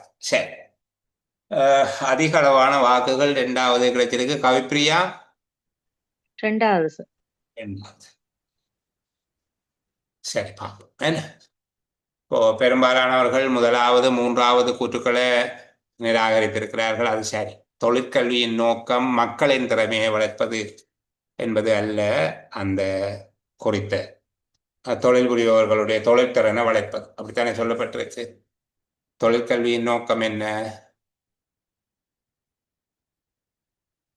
சமுதாயத்துக்கு தேவையான தொழில்துறை பணிகளை திறம்பட செய்வதற்கு வேண்டிய வேலைத்திறனை பயிற்றுவித்தலை குறிக்கும் என்று சொல்லியிருக்கார். சமுதாயத்துக்கு தேவையான தொழில்துறை பணிகளை திறம்பட செய்வதற்கு வேண்டிய வேலைத்திறனை பயிற்றுவிப்பது. ஒரு பரம்பரையிலிருந்து மறு பரம்பரைக்கு இவ்வேலைத்திறன்கள் கைமாறும் முறை தொழில்நுட்ப கல்வி திட்டமாய் அமைந்துள்ளது என்று சொல்லியிருக்கிறார். இந்த பகுதியை வச்சுக்கொண்டுதான் இந்த கேள்வி கேட்கப்பட்டது. 2வது மிக அழகான விடை, மிக அழகான ஒரு கூற்று, சரிதானே?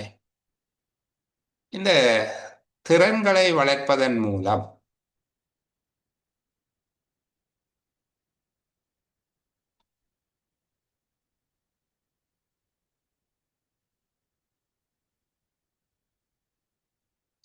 அடுத்தது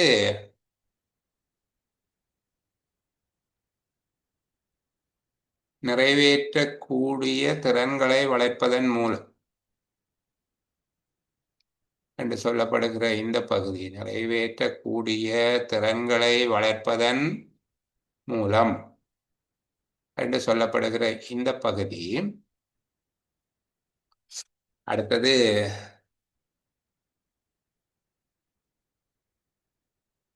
வினைத்திறனுடன் செய்யக்கூடியவாறு பயிற்சி அளிப்பதாகும். தொடர்புபட்ட வேலைகளை வினைத்திறனுடன் செய்யக்கூடியவாறு பயிற்சி அளிப்பதாகும் என்று சொல்லப்பட்டிருக்கிற இந்த 2 பகுதியையும் கொஞ்சம் பாருங்க. இது எழுதப்பட்டிருக்கிற இடத்தையும் கொஞ்சம் பாருங்க.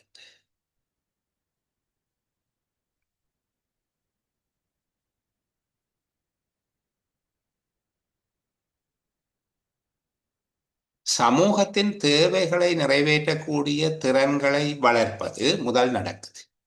சமூகத்தின் தேவைகளை நிறைவேற்றக்கூடிய திறன்களை வளர்ப்பது மூலமாக எதிர்பார்ப்பது தொழிலுடன் தொடர்பட்ட வேலைகளை வினைத்திறனுடன் செய்யக்கூடியவாறு பயிற்சி அளிப்பதாகும்.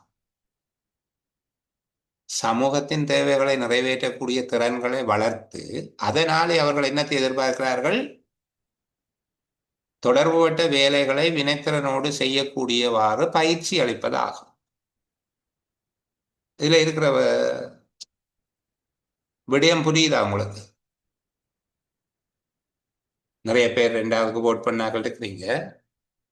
சமூகத்தினுடைய தேவைகளை நிறைவேற்றக்கூடிய திறன்களை வளர்க்கிறது முதல் நடக்குது. அதன் மூலமாக என்னத்தை எதிர்பார்க்கிறார்கள்? தொழிலோடு தொடர்புபட்ட வேலைகளை வினைத்திறனுடன் செய்யக்கூடியவாறு பயிற்சி அளிப்பது கிடைக்கும் என்று சொல்றாங்க. சரியா? இதுல பாருங்க, ஒரு சின்ன இடமாற்றம் ஒன்று நிகழ்ந்திருக்கிறது போல இருக்கு. இங்கே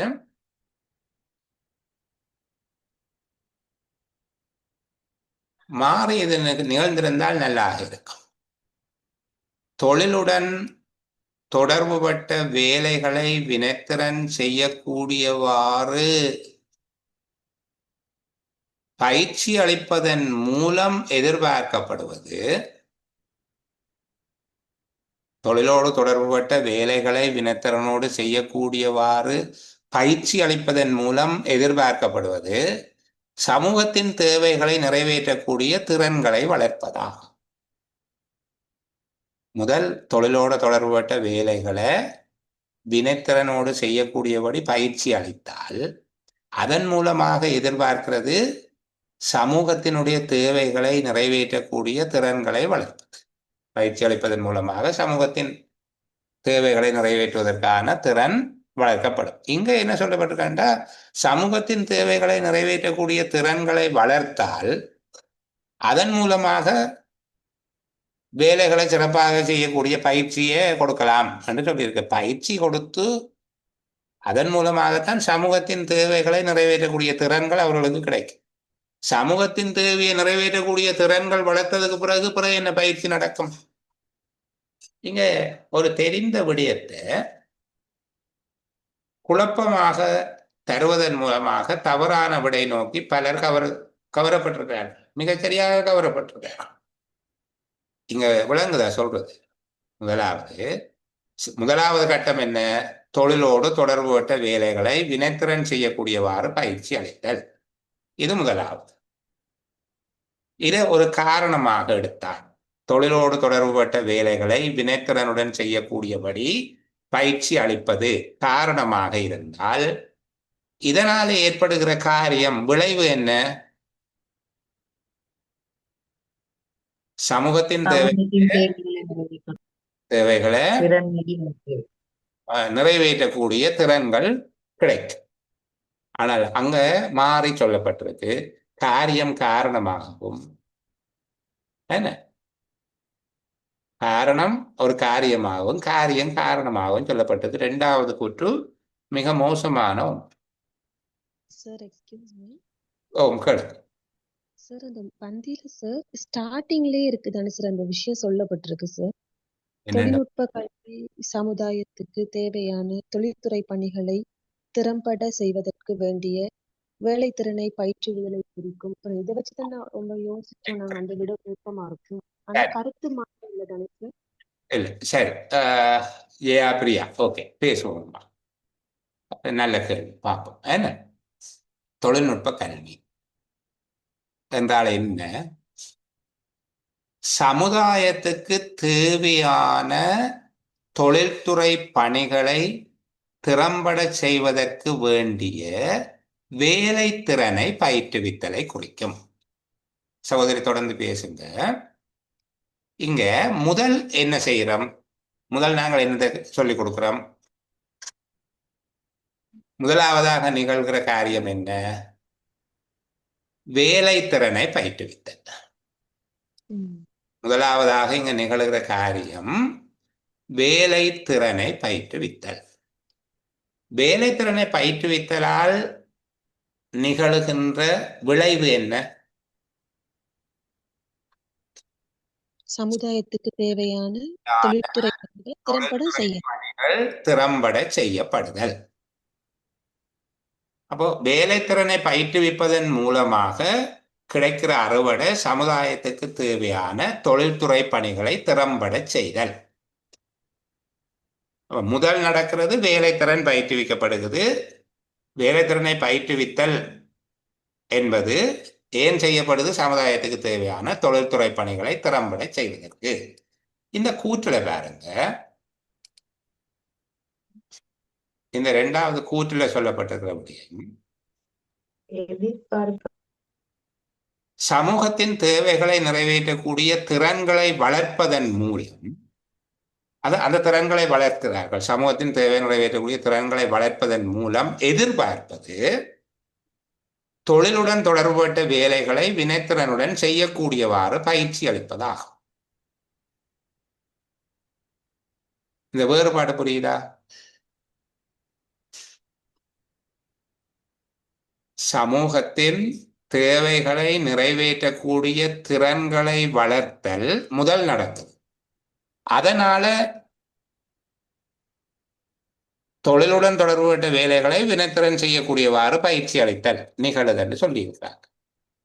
இந்த வேறுபாட்டைத்தான் நான் உங்களுக்கு சொன்னேன். முதல்ல அங்க சொல்லப்பட்டிருக்கிறது முதல் வேலைத்திறனை பயிற்றுவிக்கிறார்கள், அதன் மூலமாக சமுதாயத்துக்கு தேவையான தொழில்துறை பணிகளை திறம்பட செய்கிறார்கள். இங்கு சொல்லுகிறார்கள் சமுதாயத்தின் தேவைகளை நிறைவேற்றக்கூடிய திறன்களை வளர்த்து அதனால் எதிர்பார்க்கிறது தொழிலோடு தொடர்புபட்ட வேலைகளை வினைத்திறனோடு செய்யக்கூடியபடி பயிற்சி அளிக்கலாகும். இது எப்படி அமைந்திருக்க வேண்டும் என்றால், தொழிலுடன் தொடர்புபட்ட வேலைகளை வினைத்திறனுடன் செய்யக்கூடியவாறு பயிற்சி அளிப்பதன் மூலம் எதிர்பார்ப்பது சமூகத்தின் தேவைகளை நிறைவேற்றக்கூடிய திறன்களை வளர்ப்பதாகும் என்றிருந்திருந்தால் மிகச் சரியான கூற்று. தொழிலோடு தொடர்புபட்ட வேலைகளை வினைத்திறனோடு செய்யக்கூடியபடி பயிற்சி அளிப்பதன் மூலம் எதிர்பார்ப்பது சமூகத்தின் தேவைகளை திறம்பட நிறைவேற்றுவதாகும். ஆனால் இங்க சொல்லப்பட்டிருக்கு சமூகத்தின் தேவையை திறம்பட நிறைவேற்றுவதன் மூலமாக நாங்கள் வேலை தொடர்பான பயிற்சியை வழங்கலாம் என்று சொல்லி இந்த விஷயம் மாறி இருக்கிறது. ஒரு சின்ன நுட்பம் தான் இதுக்குள்ள, ரொம்ப ஆழமா எல்லாம் இல்லை. ஆனால் ஒரு மைனூட்டா அந்த சொற்களை மாற்றி போட்டு குழப்பம் தருகிறதாக இருக்கு. கவர்ச்சியான விட சரியான விடை போல தோற்றம் அளிக்குது, ஆனால் சரியான விடை அல்ல. இது ஏன் நான் இவ்வளவு தூரம் கஷ்டப்படுகிறேன் என்றால், நீங்கள் இந்த கவர்ச்சிக்கு மயங்கி போயிடக்கூடாது. ஆனால் மிகச் சரியான விட 4வது. இந்த உரைப்பகுதியில் காட்டப்பட்டிருப்பவற்றுள்ள மிகச் சரியான விட 4வது. தொழிற்கல்வி திட்டம் என்பது இங்க தனியாக சிறப்பாக அடையாளப்படுத்தப்பட்டிருக்கு பாருங்க.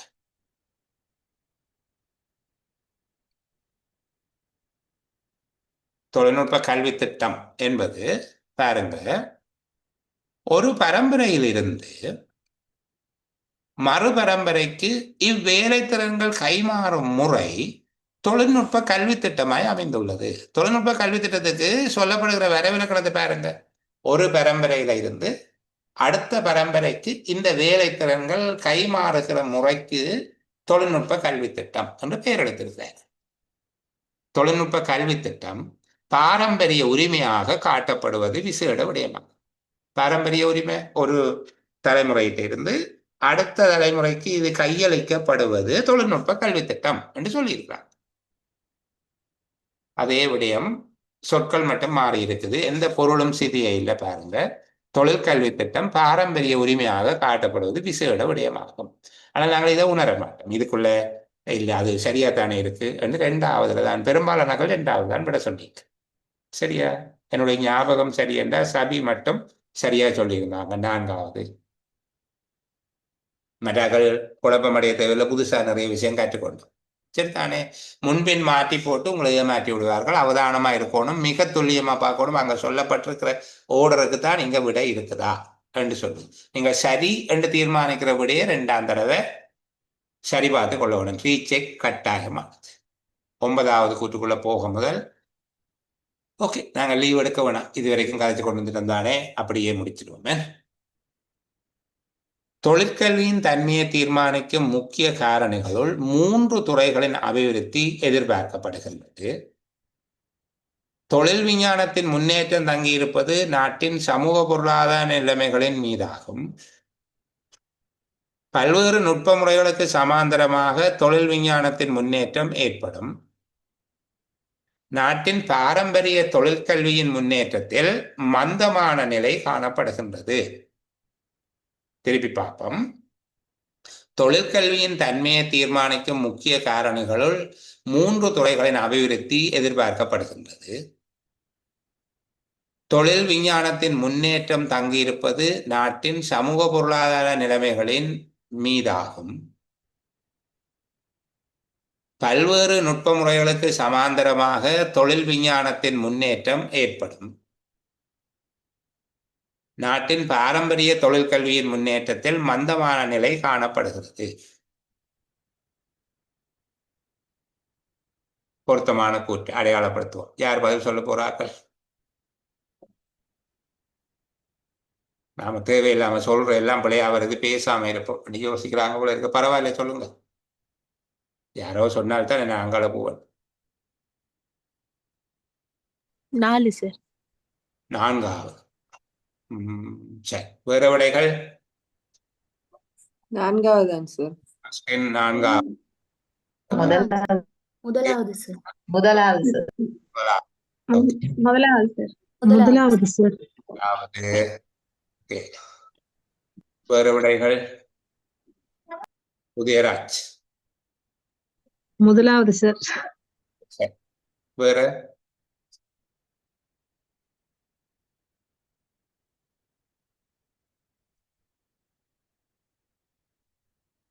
சரி, பாப்போம். என்ன முதலாவது விடைக்கு வருகிறவர்கள்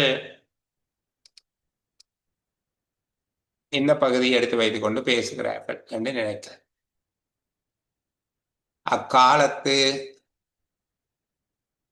சமூக பொருளாதார நிலை,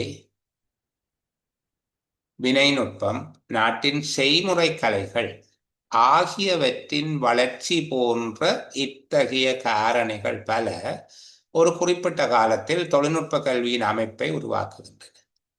ஒரு குறிப்பிட்ட காலத்துல தொழில்நுட்ப கல்வியின் வளர்ச்சியை அல்ல தொழில்நுட்ப கல்வியின் அமைப்பை உருவாக்குகிறவை அந்த காலத்தினுடைய சமூக பொருளாதார நிலை, வினைநுட்பம், நாட்டின் செய்முறை கலைகள் ஆகியவற்றின் வளர்ச்சி போன்ற.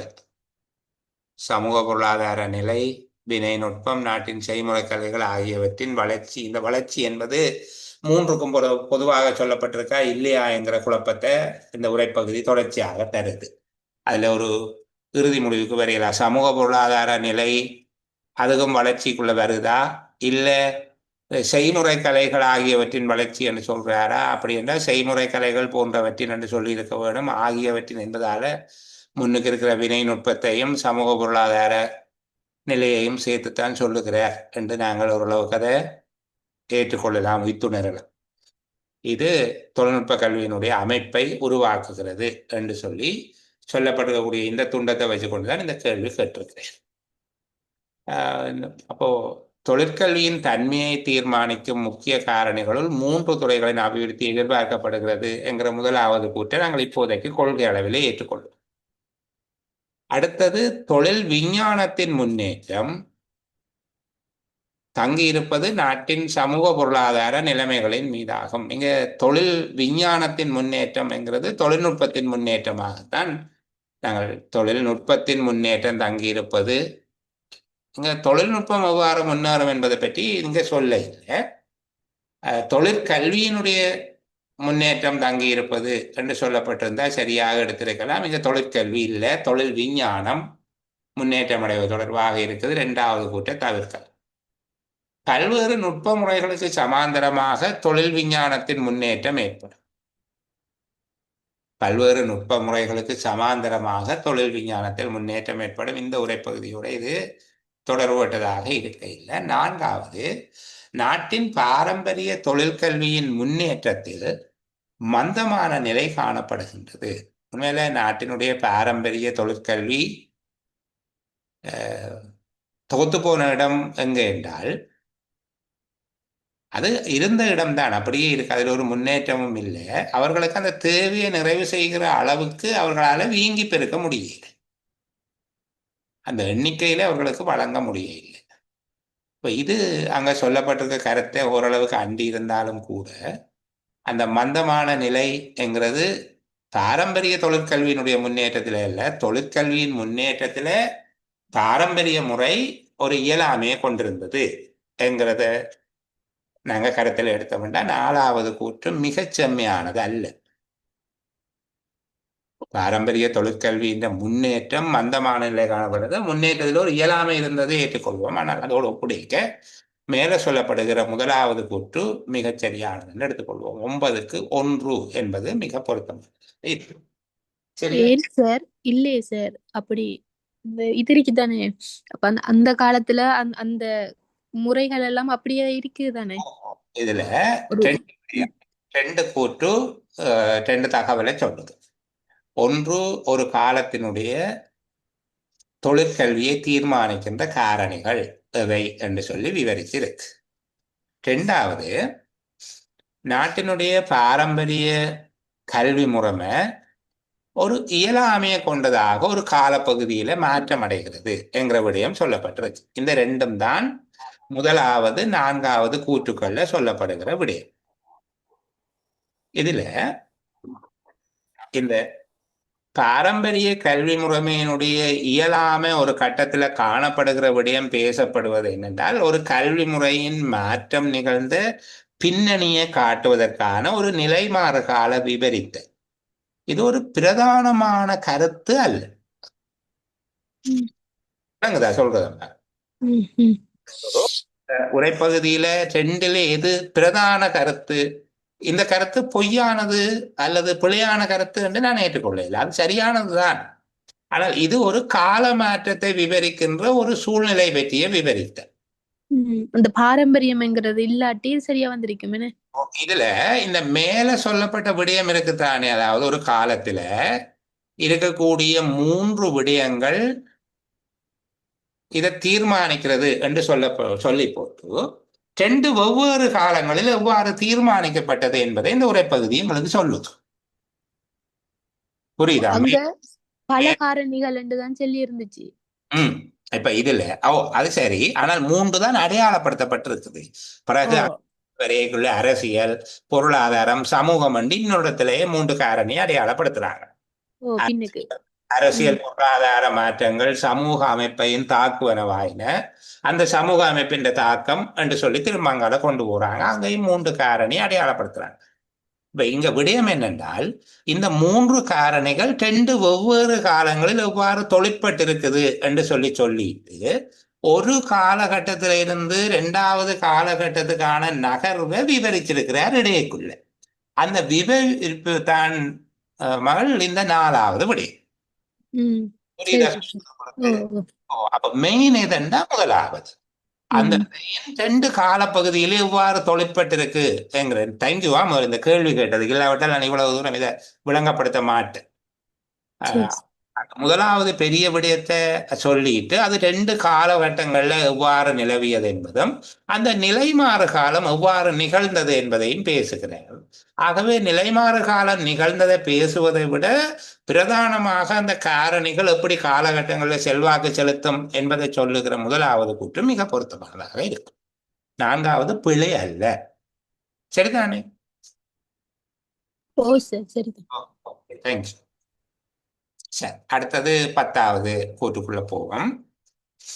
முற்காலத்தில் மாணவன் குருவின் வீட்டில் எல்லா வேலைகளிலும் ஈடுபட்டவாறு மிகவும் துன்பகரமான ஒரு வாழ்க்கையை வாழ்ந்தான்.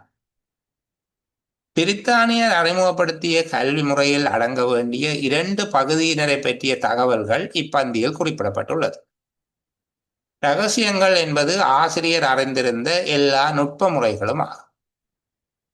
மாணவன் குருவின் வீட்டிலேயே சமூக நிலைக்கு ஏற்ற வாழ்க்கை தத்துவத்தை ஏற்படுத்தி கொள்வார்.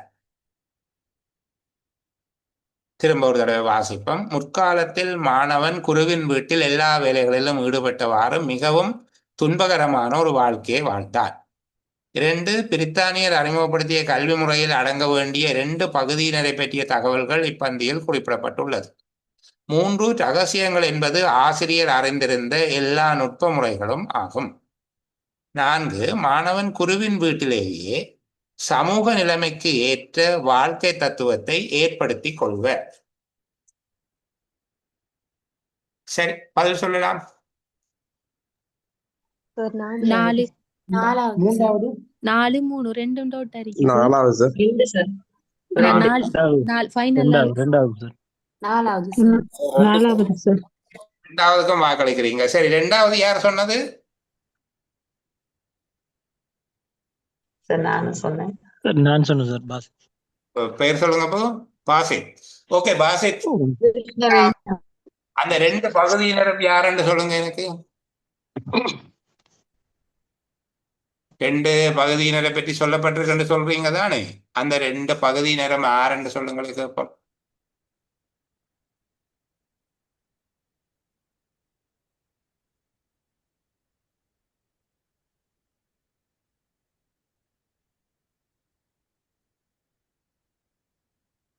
பிரித்தானியருடைய காலப்பகுதியில கல்வி முறையில உள்ளடக்க வேண்டிய 2 தரப்பினரை பற்றி சொல்லி இருக்குது என்று சொன்னால் அந்த 2 தரப்பினரும் யார்? பிரித்தானியர் வகுப்பாசிரியரும் மாணவர். கல்வி முறையில் அடங்க வேண்டிய 2 பகுதியினர். ஓகே, பிரித்தானியர் அறிமுகப்படுத்திய கல்வி முறையில் அடங்க வேண்டிய 2 பகுதியினர் பற்றிய தகவல்கள் இப்பந்தியில் குறிப்பிடப்பட்டுள்ளது. ஒன்று ஆசிரியர், 2வது மாணவர்கள் என்று சொல்லி எடுத்துக்கொண்டாலும் இங்க 2 தரப்பினர் சொல்லப்பட்டிருக்கு. அவர்கள் பற்றிய தகவல்கள்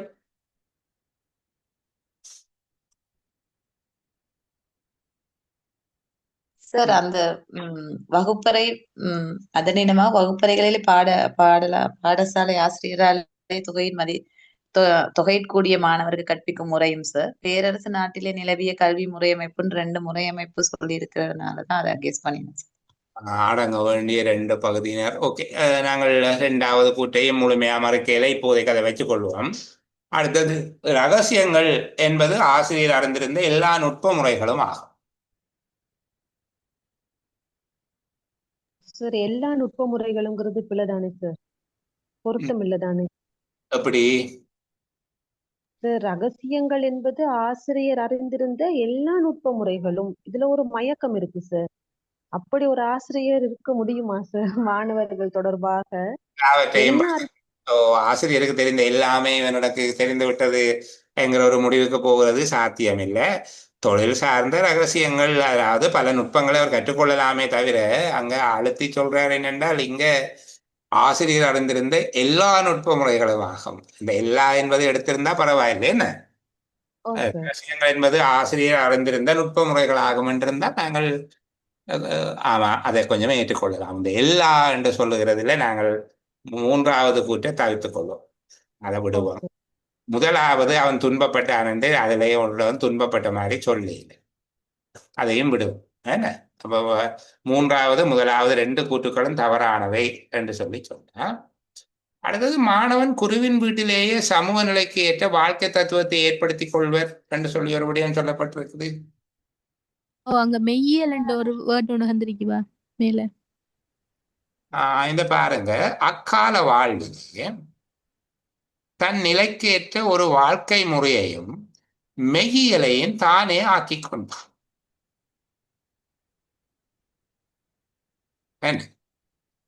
அக்கால வாழ்விலே தன் நிலைக்கேற்ற ஒரு வாழ்க்கை முறையையும் மெய்யியலையும் தானே ஆக்கிக் கொண்டான். மாணவன் குரு வீட்டிலேயே சமூக நிலைக்கு ஏற்ற வாழ்க்கை தத்துவத்தை ஏற்படுத்திக் கொள்வர். உண்மையிலே இங்க சொல்லப்பட்டிருக்கக்கூடிய இந்த கல்வி முறையிலே அடங்க வேண்டிய 2 பகுதியினர், பிரித்தானியர் அறிமுகப்படுத்திய கல்வி முறையில் அடங்க வேண்டிய 2 பகுதியினரை பற்றிய தகவல்கள் அங்க 2 பகுதியினரை சுட்டி காட்டி இருக்கின்றா கூட நான் ஆசிரியர்களும் மாணவர்களும் என்று சொல்லுவேன். அவர்கள் பற்றிய தகவல்கள் இங்க உண்மையிலே ஆசிரியரை பற்றிய தகவல்கள் எதுவுமே இல்லை. வகுப்பறையிலே பல மாணவர்களுக்கு ஆசிரியர் கற்பித்தார் என்று சொல்லுவார். 4வது ஆண்டு வருகிற போது எங்களுக்கு சந்தேகம் இல்லாம வரக்கூடியது 4வது கூற்று. 2வது ஒப்பிடுகிற போது 4வது தெளிவாக இருக்கு.